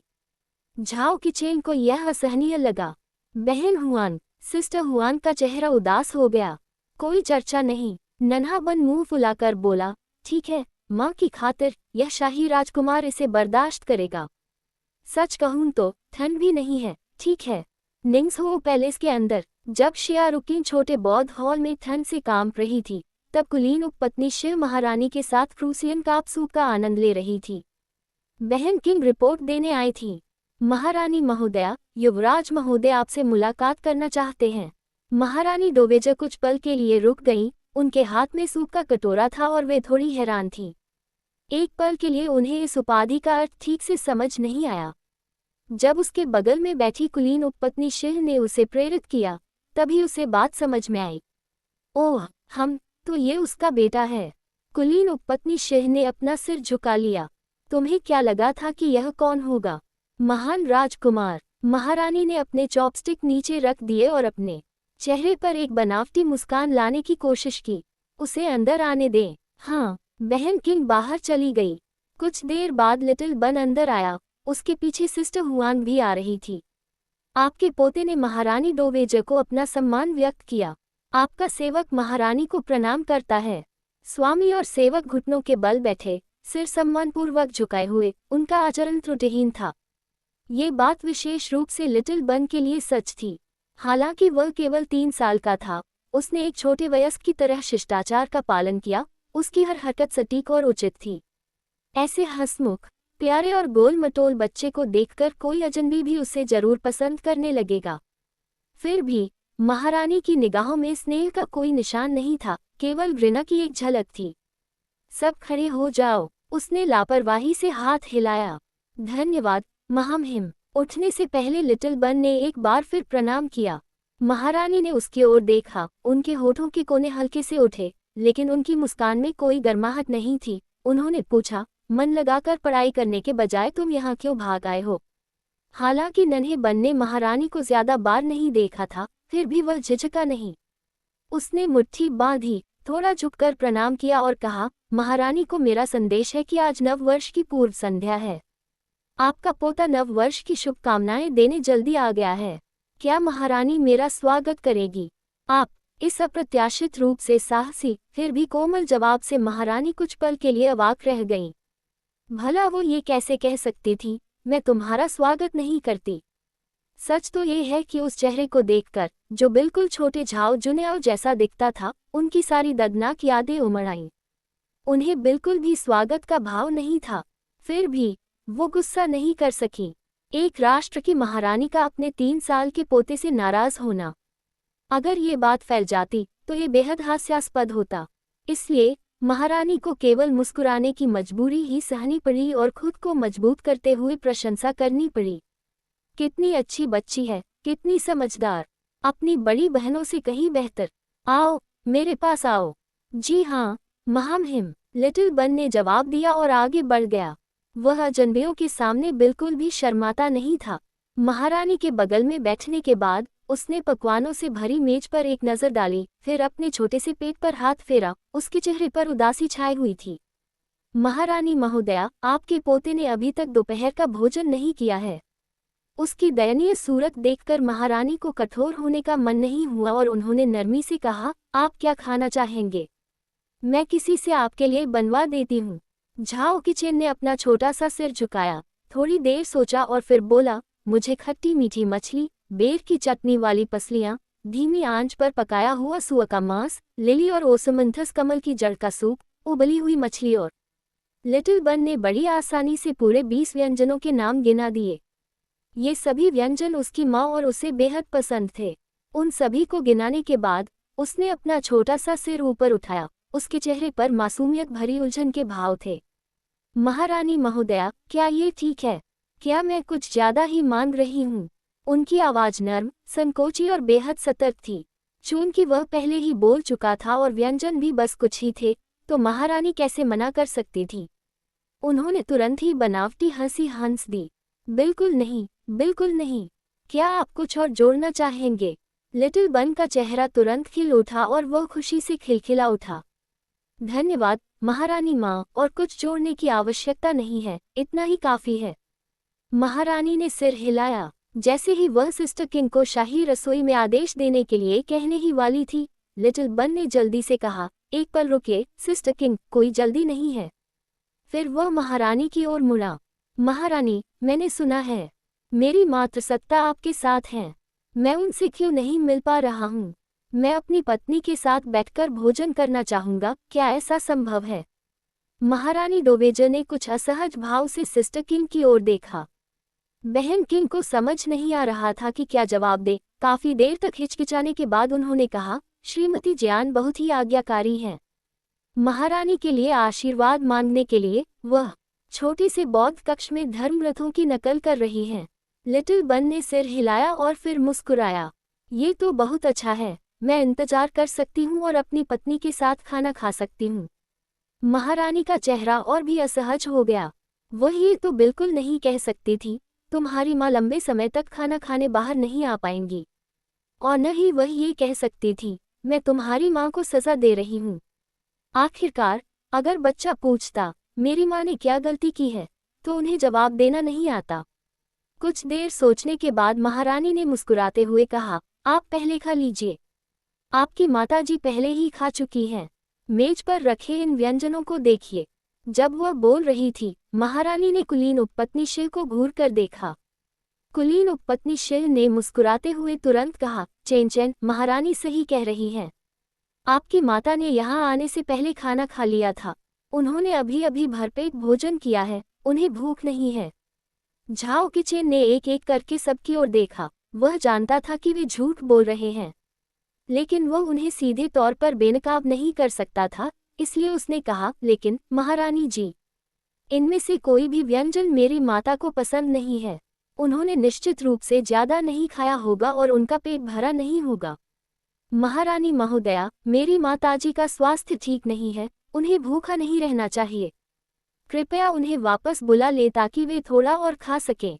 वह नन्हा बच्चा इतनी दयनीयता से विनती कर रहा था कि उसकी आंखों में आंसू भर आए थे।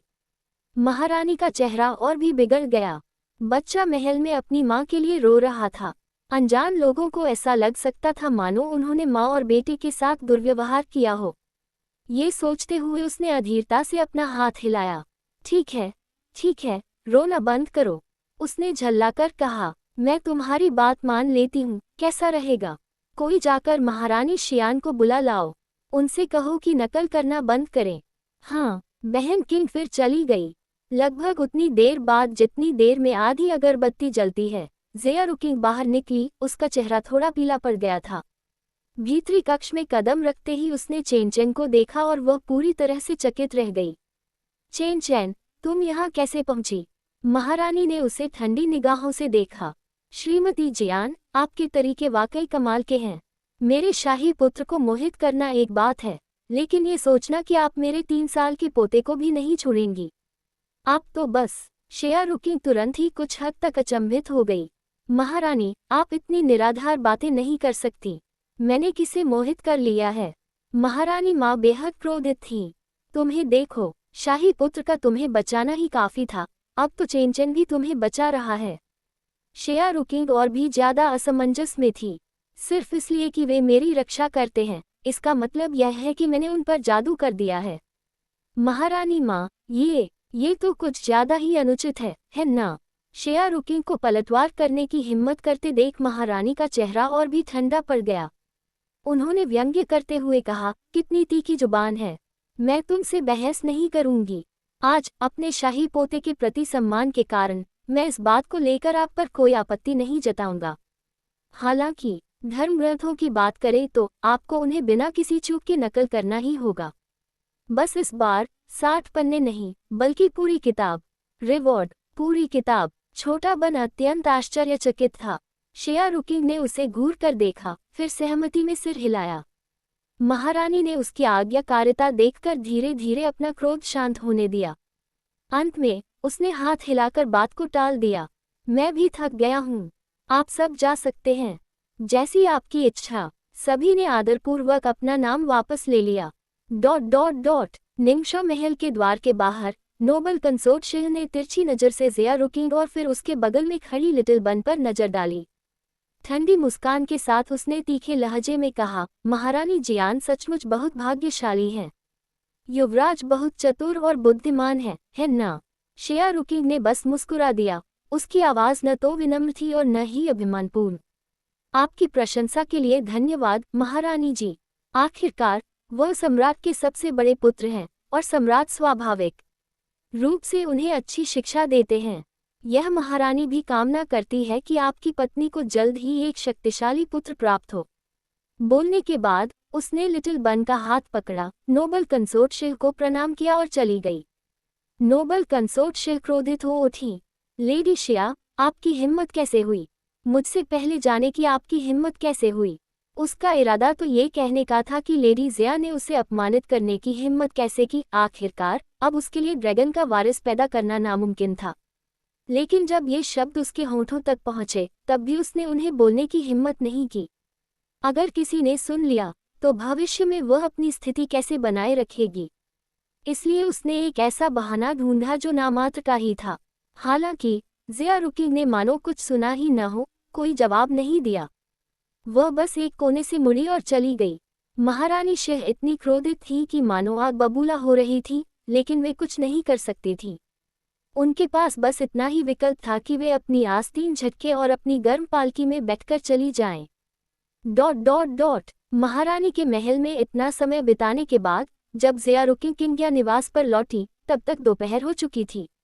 उसे ठंड से कपकपी छूट रही थी और भूख भी लग रही थी। मुझे कुछ खाने को लाओ, कुछ भी, और जल्दी लाओ। हाँ, जीसू जल्दी से ये देखने चली गई। ज़ेड्यू ने ज़िया रुकिंग को आंतरिक कक्ष में बैठने में मदद की। बहन हुआंग ने नन्हे राजकुमार को गोद में लेने के लिए आगे कदम बढ़ाया। उसे ऊपर से नीचे तक और चारों ओर से अच्छी तरह जांचने के बाद जब उसे कोई गड़बड़ी नहीं मिली तो वह अंततः निश्चिंत हो गई। शियाओ जीजी, शियाओ झूजी और अन्य लोग भी अंदर आए और उपस्थित रहने लगे। वे सभी चिंतित निगाहों से उसे देख रहे थे। एक कप गर्म चाय पीने के बाद ज़िया रुकिंग को कुछ बेहतर महसूस हुआ। अचानक ऊपर देखते हुए उसने आश्चर्य से पूछा, आप सबको क्या हुआ है? शाओ जीजी थोड़ी शर्मिंदा हुई। महारानी, जब महारानी ने आपको महल में ही रखा था तब हम सब बहुत चिंतित थे। शाओ झूजी ने झट से सिर हिलाया। जी हाँ, जी हाँ। उसकी आंखें तुरंत लाल हो गईं और उसने नाक से निकलने वाली आवाज में कहा, महारानी, इस नौकर ने पीछे के बगीचे में सब्जियों की बहुत अच्छी देखभाल की है। आप जो भी खाना चाहें, हमारे पास ताज़ा उपलब्ध है। जी निंग, जिसकी आंखें भी लाल थीं, आगे बढ़ी। महारानी, अगर आप जल्दी वापस नहीं आती तो जीसू चिंता से रो रही होती। शिया रुकिंग ने उनकी ओर देखा, मुंह खुला, लेकिन उसे समझ नहीं आ रहा था कि क्या कहे। उसके दिल में बस एक गहरी गर्माहट महसूस हो रही थी। कुछ देर बाद आखिरकार वह मुस्कुराई और बोली, लगता है आप सबके प्रति मेरी दया व्यर्थ नहीं गई। लेकिन आपको चिंता करने की कोई ज़रूरत नहीं है। महारानी ने मेरे साथ कुछ नहीं किया। छी! उसकी बात बीच में ही काट दी गई, जिससे सब लोग हंस पड़े। हालांकि यह हंसी बस एक पल के लिए ही थी। उन्हें जल्दी ही एहसास हो गया कि उनकी मालकिन को शायद सर्दी लग गई है। ज़ेड्यू ने सबसे पहले अपनी चिंता व्यक्त की। महामहिम, क्या हमें शाही चिकित्सक को बुलाना चाहिए? शिया रुकिंग एक पल के लिए हिचकिचाई, फिर हाथ हिलाकर बोली, सम्राट काम में बहुत व्यस्त हैं और अभी तक लौटे नहीं हैं, कोई परेशानी न खड़ी करें। इसके अलावा अगर मैं निंगशॉ महल से लौटते ही शाही वैद्य को बुलाती हूँ तो लोग सोचेंगे कि महारानी ने मेरे साथ कुछ किया है। मुझे डर है कि भविष्य में वह मुझसे और भी ज्यादा नफरत करेगी। बेहतर यही है कि इसे ऐसे ही रहने दिया जाए। सबको बताकर उन्हें मुझे कोसने का मौका क्यों दूं? ज़ेड्यू ने इस बारे में सोचा और मान गई। तो यह नौकर जाकर किसी से आपके लिए अदरक का सूप बनवाता है ताकि आपकी सर्दी दूर हो जाए। हम तो जाओ। जी यू उठी और चली गई। इसी बीच जीसू पहले से ही छोटी रसोई से कई शाही महल की नौकरानियों को लेकर मेज सजाने के लिए जा रही थी। जीसू की मुस्कान बेहद प्यारी थी। महारानी, पकौड़ी की भराई के 1 दर्जन से भी ज्यादा प्रकार हैं। ये सभी शेफ सू द्वारा स्थानीय स्वादों से तैयार की गई हैं। आपने शायद इन्हें पहले कभी नहीं चखा होगा। शिया रुकिंग की आंखें चमक उठी। सच में? कौन कौन से स्वाद हैं? मुझे उनके बारे में बताओ। जीसू ने उन्हें गिनना शुरू किया। आमतौर पर इस्तेमाल होने वाली भराई में 3 खास व्यंजन जैसी फिलिंग, सर्दियों के बांस के अंकुरों के साथ चिकन, मशरूम के साथ सॉस में लिपटा सुअर का मांस, पीले प्याज के साथ सुगंधित मछली और अंडे की जर्दी के साथ झींगा शामिल हैं। कुछ असामान्य फिलिंग भी हैं जैसे गोमांस और खरगोश के मांस की फिलिंग, और यहाँ तक कि खजूर के साथ लाल बीन पेस्ट और सूखे मेवों के साथ अखरोट की फिलिंग जैसी मीठी फिलिंग भी हैं। जीसू ने धैर्यपूर्वक उन्हें एक एक करके सूचीबद्ध किया। जीसू के खाना खत्म करने से पहले ही ज़िया रुकिंग को भूख लग चुकी थी। जब जीसू ने खाना खत्म किया तब तक ज़िया रुकिंग के पेट में लगातार गुड़गुड़ाहट हो रही थी। बिना कुछ और कहे वह खाने में जुट गई। लिटिल बन ने अपने कपड़े बदलकर पश्चिमी कक्ष से बाहर आया। पकौड़ियों से भरी मेज देखकर वह उत्साहित हो गया। ये तो बहुत सारे हैं। महारानी जी, मैं भी खाना चाहती हूँ। ठीक है, तुम भी खा लो। चलो साथ में खाते हैं, ठीक है? हाँ, लिटिल बन ने जोर से सिर हिलाया। लेकिन कुछ ही क्षणों बाद वह अचानक निराश हो गया और आह भरते हुए बोला, हाय, कितना अफसोस। मेरे दोनों छोटे भाई खा नहीं सकते, वे बस देख सकते हैं। ज़िया रुकिंग, बेटे, क्या तुमने ये सब कहते समय अपने भाइयों की भावनाओं का ख्याल रखा है? एक पल के लिए वह लगभग अपने 3 शरारती छोटे शैतानों को लड़ते झगड़ते और एक दूसरे को परेशान करते हुए भविष्य का एक दृश्य देख सकती थी। उसने गहरी आह भरी और उदासी भरे स्वर में आकाश की ओर देखते हुए सच्चे मन से प्रार्थना की, हे स्वर, कृपया मुझे एक प्यारी बेटी प्रदान करो। ... ज़िया रुकिंग और लिटिल बन ने एक साथ हर तरह के पकौड़े का स्वाद चखा, जब तक कि दोनों का पेट भर नहीं गया। नन्हा बन थोड़ा नींद महसूस करते हुए अपने पेट पर हाथ फेरने लगा और दोपहर की झपकी लेने के लिए बहन हुआन के साथ चला गया। ज़िया रुकिंग का पेट भी काफी भरा हुआ था। वह मुलायम सोफे पर आराम से लेटी हुई थी और अपने गोल पेट को सहला रही थी। जीसू और जीनिंग डाइनिंग टेबल साफ कर रही थी। ज़ियाओ जीजी और ज़ियाओ झूजी जी युए को खिड़कियों पर कागज की कटिंग लगाने और कमरे को सजाने में मदद कर रही थी। नया साल नजदीक आ रहा था, इसलिए कमरे को उत्सवपूर्ण दिखाना जरूरी था। अपनी मालकिन को देखते हुए ज़ेड्यू ने मुस्कुराते हुए कहा, महाराज, आपको ठंड लग गई है। सम्राट के लौटने से पहले थोड़ी देर आराम क्यों न कर लें और पसीना बहाकर ठंड को दूर कर लें। ज़िया रुकिंग ने मुस्कुराते हुए सिर हिलाया। कुछ नहीं, मुझे नींद नहीं आ रही है। इतना कहकर उसने कंबल को और कसकर अपने चारों ओर लपेट लिया। कुछ देर बाद जब सभी ने अपने अपने काम पूरे कर लिए तो ज़िया रुकिंग ने किंग्या निवास के सभी महल सेवकों को अंदर बुलाया। अपने सामने घुटने टेके लोगों की भीड़ को देखकर वह अचानक भावुक हो गई। किसने सोचा होगा कि जिस महिला के पास कभी कुछ नहीं था, उसके पास आज ये सब कुछ होगा। किसने सोचा होगा कि एक दिन वह इतनी सम्मानित होंगी और उन्हें संतान का सुख प्राप्त होगा। उसने खुद भी कभी इसकी कल्पना नहीं की थी। महामहिम, ज़ेड्यू ने देखा कि वह खोई खोई सी है और उसने धीरे से उससे याद दिलाया। ज़िया रुकिंग अचानक होश में आई। उसने सबकी तरफ देखा और फिर मुस्कुराई। ठीक है, आप सब घुटने टेकना बंद कर सकते हैं। उठो। सभी ने उन्हें धन्यवाद दिया और खड़े हो गए। ज़िया रुकिंग ने आगे कहा, आज नव वर्ष की पूर्व संध्या है। अन्य गुरु पुरस्कार बांट रहे हैं और मेरा निवास भी अपवाद नहीं हो सकता। ज़ेड्यू, जाओ और तैयार पुरस्कार राशि ले आओ और उसे बांट दो। हाँ, ज़ेड्यू मुड़ी और चली गई और थोड़ी देर बाद हाथ में एक बड़ी ट्रे लेकर वापस लौटी। यह आप सबके लिए है। हालांकि मुझे महामहिम का आशीर्वाद प्राप्त है, मैं खर्चीला व्यक्ति नहीं हूँ, इसलिए मेरे पास ज़्यादा चांदी नहीं है। अगर आपको ये कम लगे तो मैं बस इतना ही दे सकता हूँ। वापसी। नीचे मौजूद भीड़ इतनी भयभीत हो गई कि वे तुरंत घुटनों के बल बैठ गए। आपकी कृपा अतुलनीय है, आपका सेवक आपका असीम आभारी है। वे भला इतनी उदारता का तिरस्कार कैसे कर सकते थे। आखिरकार महारानी शियान अपनी उदारता के लिए पूरे महल में प्रसिद्ध थी। महल में रहने वाले बाकी लोगों की बात करें तो संतानहीन या कृपापात्र न होने के कारण वे मुश्किल से ही अपना दैनिक जीवन गुजार पाते थे। अगर वह उदार बनना भी चाहती तो भी उसके पास ऐसा करने के लिए पैसे नहीं थे। ज़िया रुकिंग बहुत संतुष्ट थी और उसने उन्हें उठने का इशारा किया। ज़ेड्यू ने समय पर पुरस्कार भी वितरित कर दिए। राजकुमारों के दैनिक जीवन की देखरेख करने वाली सिस्टर्स को 8 ताइल चांदी और चांदी के मुड़े हुए कंगन की एक जोड़ी प्राप्त हुई। उनकी निजी महल की दासियों और मुख्य हिजड़े को 5 ताइल चांदी और अगेट कंगन की एक जोड़ी मिली। ज़ियाओ जीजी को 2 चांदी के टोकन मिले। द्वितीय श्रेणी की महल की दासियों जीनिंग और ज़ियाओ झूजी, साथ ही नव पदोन्नत की युए, प्रत्येक को 3 ताइल चांदी के साथ साथ 1 चांदी की हेयरपिन या 2 चांदी के टोकन मिले। बाकी सभी नए लोगों को 2 ताइल चांदी मिली, लेकिन कोई अतिरिक्त पुरस्कार नहीं मिला। हालांकि वह भी काफी अच्छा था।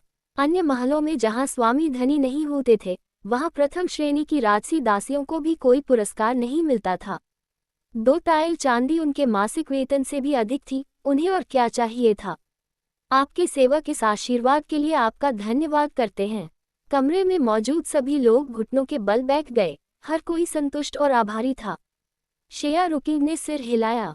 सभी खड़े हो जाएं। अगर और कोई विकल्प न हो तो आप सभी तितर बितर हो सकते हैं। मैं आज दोपहर तक आपको छुट्टी दे रहा हूं, जब तक मैं आज रात वापस नहीं आ जाता, लेकिन आपको ये सुनिश्चित करना होगा कि किंग्या निवास सुरक्षित रहे। नए साल की पूर्व संध्या पर किसी भी प्रकार की दुर्घटना बर्दाश्त नहीं की जाएगी। हाँ, भीड़ का उत्साह और भी बढ़ गया। शेया रुकिंग ने बस अपना हाथ हिला दिया। आप सब जा सकते हैं। हाँ, भीड़ के चले जाने के बाद ज़ेया रुकिंग नर्म सोफे पर गिर पड़ी। बहुत थक गई हूँ, मुझे थोड़ी देर सोना पड़ेगा। आप सब भी जाकर आराम कर लीजिए। हमें आज रात देर तक जागना पड़ेगा। हाँ, मेरी मालकिन, आपको थोड़ी देर बिस्तर पर सो जाना चाहिए। ज़ेया रुकिंग ने सिर हिलाया। ज़ेड्यू ने उसे ठीक से कंबल उड़ाया, मच्छरदानी के पर्दे खींचे और फिर बाहर चली गई। झाओ चेन महल में झाओ जुन्याओ दोपहर के शेन घंटे तक नहीं लौटी। इसके बाद उन्होंने शाही परिवार के कई सदस्यों को अगले दिन होने वाली पूर्वजों की पूजा के बारे में चर्चा करने के लिए बुलाया। जब तक उसे अपने लिए थोड़ा समय मिला, तब तक रात के खाने का समय हो चुका था। शाही परिवार के शाम के भोज से पहले केवल आधा दिन ही बचा था, इसलिए बाहर जाने से पहले उसके पास कपड़े बदलने का भी समय नहीं था। पूरे रास्ते भर वह ली शेनिगान से पूछताछ करता रहा। मैंने सुना है कि आज महारानी ने उन्हें तलब किया था। क्या अब वह ठीक हैं? ली शेनिगान को ज्यादा जानकारी नहीं थी। उसने छोटी जूजी से बस कुछ ही शब्द सुने थे। उसने कहा, महाराज निश्चिंत रहें, महारानी शियान बहुत पहले ही लौट चुकी हैं। कहा जाता है कि युवराज उनकी रक्षा के लिए गए थे। झाओ जुन्याओ ने भौहें चढ़ा दी। चेन चैन, हाँ, ली शेनिगान ने उत्तर दिया। झाओ जुन्याओ के कठोर चेहरे पर राहत की एक झलक दिखाई दी, जब उसने घमंड से सोचा, चेन चैन, इतनी कम उम्र में इतना बुद्धिमान, सचमुच मेरी शिक्षा का गौरव है। उत्कृष्ट, वास्तव में सीखने योग्य। ली शेनिगान यह अनुमान नहीं लगा सका कि सम्राट क्या सोच रहे हैं और उसने आगे कहा, यह भी सुनने में नहीं आया है कि महारानी जियान ने शाही चिकित्सक को बुलाया है, इसलिए वह ठीक होनी चाहिए। झाओ जुन्याओ ने उसे घूरकर देखा और कुछ नहीं कहा, लेकिन उसने सोचा, किंग मूर्ख नहीं है। ऐसी स्थिति में शाही चिकित्सक को बुलाने से वह खुद ही मुसीबत में पड़ जाएगी। मौन फटकार की ठंडक महसूस करते हुए ली शेनिगान ने और कुछ कहने की हिम्मत नहीं की। वे किंग्या निवास पहुंचे और उन्हें वहां शांति और सुकून मिला। सम्राट आ गए हैं। इस घोषणा के साथ ही किंग्या निवास के महल के सेवक एक एक करके आंगन में घुटने टेककर उनका स्वागत करने लगे। महामहिम को नमस्कार। उनकी तरफ देखे बिना ही झाओ जुन्याओ मुख्य हॉल में दाखिल हो गया। उसे खाली पाकर वह भीतरी कक्ष की ओर बढ़ा। ज़ेया रुकिंग ज़ेड्यू की मदद से हड़बड़ी में बिस्तर से उठ रही थी। सम्राट को प्रवेश करते देख ज़ेड्यू ने आगे बढ़कर कहा, ये सेवक महाराज को प्रणाम करता है। किंग झाओ जुन्याओ ने ज़ेड्यू को सीधे दरकिनार कर दिया और तेजी से बिस्तर की ओर बढ़ गई। शेया रुकिंग ने अभी कपड़े भी ठीक से नहीं पहने थे कि उसने देखा कि झाओ जुन्याओ पहले ही उसके पास पहुंच चुकी है। सम्राट, खांसी, क्या गलत? झाओ जुन्याओ कुछ घबराया हुआ था और उसके मन में थोड़ी सी पश्चाताप की भावना भी थी। शेया रुकिंग ने झट से अपना सिर हिलाया। कोई गंभीर बात नहीं है, बस थोड़ी सी ठंड लग गई है। खांसी। शेया रुकिंग भी थोड़ी हैरान थी। सोने से पहले तो वह बिल्कुल ठीक लग रही थी, लेकिन जागने पर उसके गले में बहुत खुजली होने लगी थी। खांसी, अगर आप बीमार हैं तो हमें शाही चिकित्सक ली शेनिगान को बुलाना चाहिए। नहीं, ज़ेया रुकिंग ने तुरंत बीच में ही टोक दिया। सम्राट, महारानी ने अभी अभी अपना क्रोध शांत करना शुरू किया है। अगर उन्हें पता चला कि मैंने लौटते ही शाही चिकित्सक को बुलाया था, तो वे फिर से क्रोधित हो जाएंगी। मैंने अदरक का सूप कई कटोरी पी लिया है। शाही चिकित्सक को बुलाने के लिए नए साल के बाद तक इंतजार करते हैं। झाओ जुन्याओ ने तुरंत अपने चेहरे के भावों को नियंत्रित किया। किंग, तुम खुद को इस मुसीबत में क्यों डाल रही हो? महारानी के सामने भी मैं आपकी रक्षा करने में पूरी तरह सक्षम हूँ। आपको ऐसा करने की बिल्कुल भी जरूरत नहीं है। शेया रुकिंग ने झट से अपना सिर हिलाया। लेकिन सम्राट, आप हमेशा मेरे साथ नहीं रह सकते। हरम की निगरानी कर रहा हूँ, बिल्कुल आज की तरह। मैं। शेया रुकिंग ने अपना सिर झुकाया और चुपचाप अपनी उंगलियों से खेलने लगी। झाओ जुनियाओ के दिल में एक सिहरन सी दौड़ गई। कुछ देर सोचने के बाद उसे एहसास हुआ कि उसने जो कहा वह सच था। वास्तव में वह हर समय उसकी रक्षा के लिए मौजूद नहीं रह सकता था। आज वह दिन भर महल से बाहर ही रहा और किंग को पहले ही इस तरह के अपमान का सामना करना पड़ा। अगर वह भविष्य में बहुत दूर चला जाए तो किंग का क्या होगा? वह इसके बारे में और सोचना भी बर्दाश्त नहीं कर सकता था। ठीक है, भले ही हम शाही चिकित्सक को न बुलाएं, आप दवा के बिना नहीं रह सकते। मैं महल में किसी से तुम्हारे लिए खांसी की दवा बनवाऊंगा, तुम्हें उसे पीना ही होगा। और हाँ, आज रात अगर आप टिक नहीं सकते तो जिद्दी मत बनिए, जल्दी वापस आ जाए और आराम कीजिए। जी हाँ, धन्यवाद सम्राट। चाहे वह अंत में जल्दी निकलने में कामयाब हो पाई या नहीं, सम्राट के इन शब्दों को सुनकर ही ज़िया रुकिंग संतुष्ट थी। झाओ जुनियाओ ने धीरे से उसके बालों को सहलाया। तुम मुझे कब तक मन की शांति दोगे? तब शेया रुकिंग ने मुस्कुराते हुए कहा, मैंने हमेशा सम्राट को मन की शांति प्रदान की है। उसकी बेफिक्री भरी अदा देखकर झाओ जुनियाओ को बेहद असहाय महसूस हुआ। उसके साथ कुछ देर मौज मस्ती करने और चाय की कुछ घूंटे पीने के बाद वह चला गया। शेया रुकिंग को अब नींद नहीं आ रही थी। बेहतर यही होगा कि वह उठकर कपड़े पहने और आज रात के भोज की तैयारी करे। ज़ेडयू ने उसके लिए बैंगनी रंग के शाही परिधानों का एक सेट चुना, जिसके साथ बेर के फूलों की कढ़ाई वाला चांदी धूसर रंग का लबादा भी था। उसके पैरों में लवेंडर रंग के फूलों वाले जूते थे जिन पर दक्षिणी मोतियों की नक्काशी की गई थी। सर्दियों में फिसलने से बचने के लिए ज़ेडयू ने खास तौर पर किसी को जूतों के तलवों पर नक्काशीदार किनारों वाले लकड़ी के टुकड़ों की एक परत लगाने का आदेश दिया था। इस तरह चलते समय जूते हल्के और फिसलन रोधी दोनों हो गए। शेया रुकिंग को इन्हें पहनने में सहज महसूस हुआ। बालों के आभूषण भी ज्यादा जटिल नहीं थे। इनमें बैंगनी रंग की ज़ेड की 2 हेपिन, ज़ेड से सजे सोने के बुयाओं का एक सेट, बैंगनी क्रिस्टल और महलनुमा कपड़े से बने 4 उत्कृष्ट छू हुआ और अंगूर के डिजाइन वाले अगेट के 2 हेयर रिंग शामिल थे। ऐसे अवसर के लिए बहुत सादा होना भद्दा लगेगा, बहुत ज्यादा दिखावटी होना आडंबरपूर्ण लगेगा। इनमें से कोई भी ऐसी चीज नहीं थी जो शेया रुकिंग चाहती थी। उसने आईने में देखा और मुस्कुराए। बुरा नहीं है, मेरे लिए एकदम सही है। न तो बहुत साधारण, न ही भद्दा, और निश्चित रूप से बहुत ज्यादा आकर्षक भी नहीं। अन्यथा महारानी के स्वभाव को देखते हुए आज रात जो भी सबका ध्यान अपनी ओर खींचेगा, उसके लिए आने वाला आधा साल मुश्किल भरा होगा। ज़ेडयू ने मुस्कुराते हुए कहा, महाराज हमेशा सतर्क रहते हैं, ऐसे मामले कभी हम पर नहीं आएंगे। ज़िया रुकिंग मुस्कुराए। वास्तव में बोलने के बाद वह खड़ी हुई और चाय की एक घूंट ली। उन्होंने सिस्टर हुआन को बच्चों की अच्छी तरह देखभाल करने का दायित्व सौंपा। इसके बाद ज़िया रुकिंग अपने दल के साथ निंगशो पैलेस में नव वर्ष की पूर्व संध्या के भोज में शामिल होने के लिए रवाना हुई। C790 नव वर्ष की पूर्व संध्या का भोज। पिछले वर्षों में नव वर्ष की पूर्व संध्या का भोज हमेशा निंगहे हॉल में आयोजित किया जाता था। वह जगह विशाल थी, फिर भी इस साल किसी कारणवश महारानी ने इसे अपने स्वयं के निंगशो महल में आयोजित करने पर जोर दिया। शायद उस बुढ़िया को यह चहल पहल अच्छी लग रही थी, या शायद वह इसे एक दिखावा बनाकर दरबार में कुलीन उपपत्नी शिव और शिव परिवार के लिए एक मजबूत नींव रखना चाहती थी। वैसे भी उसे दखल देने का कोई अधिकार नहीं था। उसे आने वाली चुनौतियों का सामना करना था, उसे डरने की कोई जरूरत नहीं थी। विचारों में डूबी हुई वह निंगशो महल पहुंची।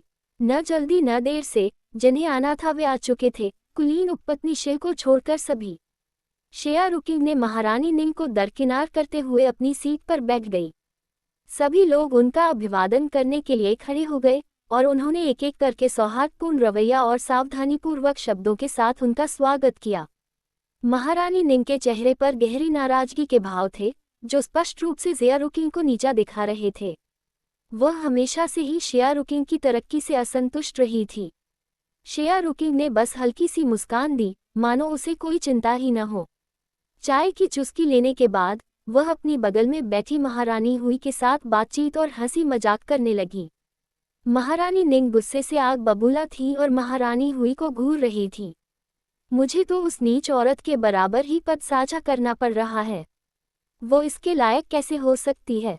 पूर्वी महल में वह एक नीच कुल की और उपेक्षित रखेल मात्र थी। महल में प्रवेश करने के बाद पता नहीं उसकी किस्मत कितनी खराब थी, उसने एक बेटी को जन्म दिया और अब वह मेरे बराबर है। ये सरासर असहनीय है। महारानी हुई मूर्ख नहीं थी। उन्होंने देखा कि महारानी निंग अपनी सीट को ध्यान से देख रही थी। उसने बस अपनी निगाहें नीचे रखी, मानो बातचीत में कोई दिलचस्पी न दिखा रही हो। जी हाँ, ये बैठने की व्यवस्था महारानी ने करवाई थी, इसलिए स्वाभाविक ही है कि महारानी निंग असंतुष्ट है। लेकिन असंतुष्टि से क्या लाभ? क्या वह कुछ बदल सकती है? महारानी हुई ने चाय की एक घूंट ली और अपने होठों के कोने पर छिपी व्यंग्य की झलक को छिपा लिया। भोज में बैठने की व्यवस्था जटिल नहीं थी। महारानी और उनकी पत्नी ऊपरी छोर पर बैठी थीं। उनके ठीक नीचे दाईं ओर रखेलें थीं और बाईं ओर महल के बाहर से शाही रिश्तेदार और महिलाएं थीं। सभी लोगों के लिए एक ही पंक्ति में बैठना असंभव था, इसलिए उन्हें अलग अलग पंक्तियों में बैठाया गया। शेया रुकिंग स्वाभाविक रूप से दाहिनी ओर की पहली सीट पर बैठी। उनके पीछे महारानी निंग और महारानी हुई थीं। उनके बाद पिन श्रेणी की कई उपपत्नियां थीं और उनसे भी पीछे सम्मानित महिलाएं थीं। छठे स्थान से नीचे के लोगों को उपस्थित होने का कोई अधिकार नहीं था। फिर भी विशाल हॉल लगभग खचाखच भरा हुआ था। किसी ने भी महारानी निंग पर ध्यान नहीं दिया। लोग छोटे छोटे समूहों में चाय पीते हुए आपस में फुसफुसा रहे थे। कमरे का जायजा लेने के बाद और किसी की तिरस्कार भरी नजर न मिलने पर महारानी निंग ने उदास होकर अपने इरादे त्याग दिए। लगभग आधे घंटे के इंतजार के बाद महारानी अंततः प्रकट हुई। उनके साथ कुलीन उपपत्नी शिव भी थीं। सभी लोग तुरंत खड़े होकर श्रद्धांजलि अर्पित करने लगे। महारानी ने सौहार्दपूर्ण मुस्कान के साथ कहा, इतने सुहावने दिन में इन उबाऊ औपचारिकताओं की कोई आवश्यकता नहीं है। कृपया सभी अपनी अपनी सीटों पर बैठ जाएं। धन्यवाद महारानी। सभी लोग उठे और अपनी अपनी सीटों पर बैठ गए। महारानी भी बैठ गईं और उनकी सेवा में कुलीन उपपत्नी शिव भी उपस्थित थी। कमरे का जायजा लेने और सभी के आने की पुष्टि करने के बाद महारानी ने संतुष्टि भरी मुस्कान बिखेरी। आज नव वर्ष की पूर्व संध्या है। नव वर्ष के उपलक्ष्य में मुझ जैसी एक बूढ़ी महिला के साथ आने के लिए आप सभी का धन्यवाद। मैंने आप सभी को परेशान किया है। कुलीन उपपत्नी शिव ने तुरंत कहा, माँ ऐसा मत कहो। नव वर्ष के दौरान महारानी के साथ रहना हमारे लिए यानी युवा पीढ़ी के लिए एक आशीर्वाद और हमारा कर्तव्य है। क्या आप सभी सहमत नहीं हैं? उसने अन्य रखेलों की ओर मुड़ते हुए पूछा। महारानी की जो बात कही गई है वह सच है। महारानी के प्रति अपनी निष्ठा प्रदर्शित कर पाना हमारे लिए सौभाग्य की बात है। शेया रुकिंग ने ऊपर देखा। ये देखकर कि महारानी निंग बोल रही थी, वह मुस्कुराई। ये औरत क्या सचमुच मूर्ख थी या सिर्फ दिखावा कर रही थी? इतने सालों तक उसने महारानी का साथ दिया था। अब जब महारानी महल छोड़कर चली गई थी, तो सबसे पहले उसने ही पाला बदला। ऐसे लोगों का अंजाम आमतौर पर अच्छा नहीं होता है ना? फिर भी ज़ेया रुकिंग ने अपना सिर नीचे रखा और अपनी चाय पीती रही। नए साल की पूर्व संध्या पर आयोजित भोज में इतने सारे लोगों की मौजूदगी के कारण पहले से किसी विशेष मनोरंजन की व्यवस्था न होने के बावजूद भी माहौल बहुत जीवंत था। एक एक करके वे महारानी को अपने नव वर्ष के उपहार भेंट करने के लिए उठे, प्रणाम किया और शुभकामनाएं दी। फिर सबने थोड़ी राहत महसूस की। वे छोटे छोटे समूहों में बैठकर गपशप कर रहे थे। ऊपर महारानी ने अपनी बाईं ओर बैठी कुछ शाही कुलीन महिलाओं से भी बातचीत शुरू की। कुलीन उपपत्नी शिव उनकी सेवा करती थी और कभी कभी उन्हें चाय पिलाती थी। वातावरण बहुत सौहार्दपूर्ण था। कुछ देर बाद जब लगभग सभी लोग खाना खा चुके थे, तो महारानी ने भोज को हटाने और उसकी जगह पेस्ट्री रखने का आदेश दिया। इसके बाद उन्होंने महल से पियर गार्डन मंडली को प्रदर्शन के लिए बुलाया। महारानी ने 2 नाटक चुने, जबकि कुलीन उपपत्नी शिव ने एक नाटक चुना। कई शाही कुलीन रानियों ने मिलकर 2 नाटकों का चयन किया। महारानी ने उपपत्नियों की ओर देखा और कुछ हद तक क्षमा याचना महसूस की। चलिए देखना शुरू करते हैं। अगर यह काफी नहीं है तो आप सभी बाद में और भी चुन सकते हैं, उसने कहा। सभी रखेलों ने कहा कि वे ऐसा करने की हिम्मत नहीं करेगी। दरअसल इन कुछ नाटकों के मंचन के बाद लगभग जी आवर का समय हो जाता था, यानी पकौड़ी खाने का समय। इसके अलावा महारानी और शाही परिवार की कुलीन पत्नियों की उपस्थिति में स्वाभाविक रूप से उन्हीं नाटकों का चयन किया गया जो बुजुर्गों को पसंद थे। छोटे बच्चों को ये नाटक बिल्कुल भी पसंद नहीं आए। श्रेया रुकिन को भी नाटकों में कुछ खास दिलचस्पी नहीं थी। लगातार और लंबे समय तक चलने वाला गायन, जिसमें एक पंक्ति को गाने में अनंत काल लग सकता था, उसके लिए निराशाजनक रूप से धीमा था। उतने समय में तो वह 2 कहानियों की किताबें पढ़ सकती थी। इसलिए जब कलाकारों ने गाना शुरू किया तो श्रेया रुकिन का ध्यान भटकने लगा। उसने पेस्ट्री के 2 टुकड़े खाए और 2 कप गर्म चाय पी। फिर उसे बेचैनी महसूस होने लगी। अचानक ठंड क्यों लगने लगी? मेरी मालकिन, क्या हुआ? ज़ेड्यू ने उसके असामान्य व्यवहार को देखकर तुरंत पूछा। श्रेया रुकिन ने भौहें चढ़ाईं। कुछ नहीं, चलो नाटक देखना जारी रखते हैं, उसने जवाब दिया। क्या ऐसा हो सकता है कि रात की हवा बहुत ठंडी हो? या शायद निंशो महल में मौजूद ग्राउंड ड्रैगन्स ठीक से काम नहीं कर रहे हों?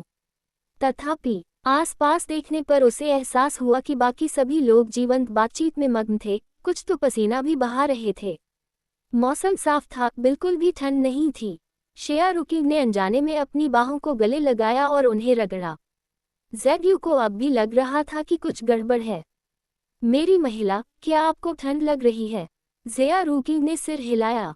हाँ, थोड़ी सी, लेकिन ऐसा नहीं लगता कि यहाँ किसी और को ठंड लग रही है। ज़ेड्यू को भी यह अजीब लगा।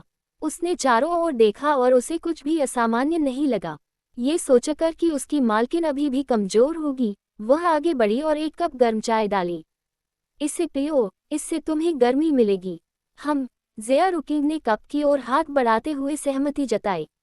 जैसे ही उनकी उंगलियां एक दूसरे को छुईं, ज़ेड्यू ने अनजाने में महसूस किया कि उसकी मालकिन की उंगलियां बहुत गर्म थीं।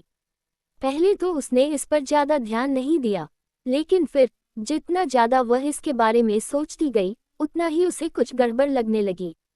अगर उसे ठंड लग रही है, तो उसकी उंगलियां गर्म क्यों होंगी? ये बात समझ में नहीं आती। फिर उसे यह बात सूझी, मेरी प्रेमिका को तेज बुखार होगा। मेरी मालकिन। ज़ेड्यू चुपचाप पास आया। ज़ेया रुकिन ने उसकी ओर सिर घुमाया। क्या बात?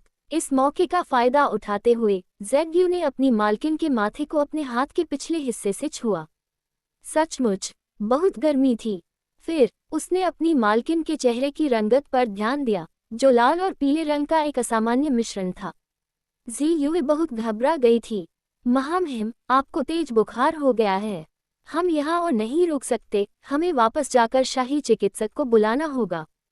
सामान्य सर्दी जुकाम होना एक बात है, लेकिन तेज बुखार को बिल्कुल भी टाला नहीं जा सकता। श्रेया रुकिन को भी यही एहसास हुआ। इसीलिए तो मुझे पूरे शरीर में ठंड लग रही है। लेकिन उसने बाहर की ओर एक नज़र डाली। बर्फ से ढकी जमीन बेहद ठंडी लग रही थी। उसमें बाहर कदम रखने की लगभग कोई हिम्मत नहीं थी। क्या तेज बुखार वाले लोग हमेशा ठंड के प्रति इतने संवेदनशील होते हैं? लेकिन चाहे उसे ठंड से कितना भी डर लगता हो, उसे बाहर जाना ही पड़ता था। क्या उसने हमेशा अपने जीवन को इतना महत्व नहीं दिया था? प्राचीन काल में चिकित्सा सुविधाएं अच्छी नहीं थीं, वह लापरवाही नहीं कर सकती थी। वह हमेशा सतर्क रहती थी, यहाँ तक कि अकेले होने पर भी। और अब 3 बच्चों के साथ वह किसी भी तरह की दुर्घटना बर्दाश्त नहीं कर सकती थी। विचार करने के बाद ज़ेया रुकिन ने दृढ़ता से अपनी सीट छोड़ दी। वह 2 कदम आगे बढ़ी और महारानी के सामने घुटने टेक दिए। महारानी महोदया, इस सेवक को बुखार है और वह इसे सहन नहीं कर सकता। मैं आपसे विनम्रतापूर्वक निवेदन करता हूँ कि कृपया। आगे क्या होगा जाने के लिए सुनते रहिए मेरी इस कहानी को। Please like, share and subscribe. धन्यवाद।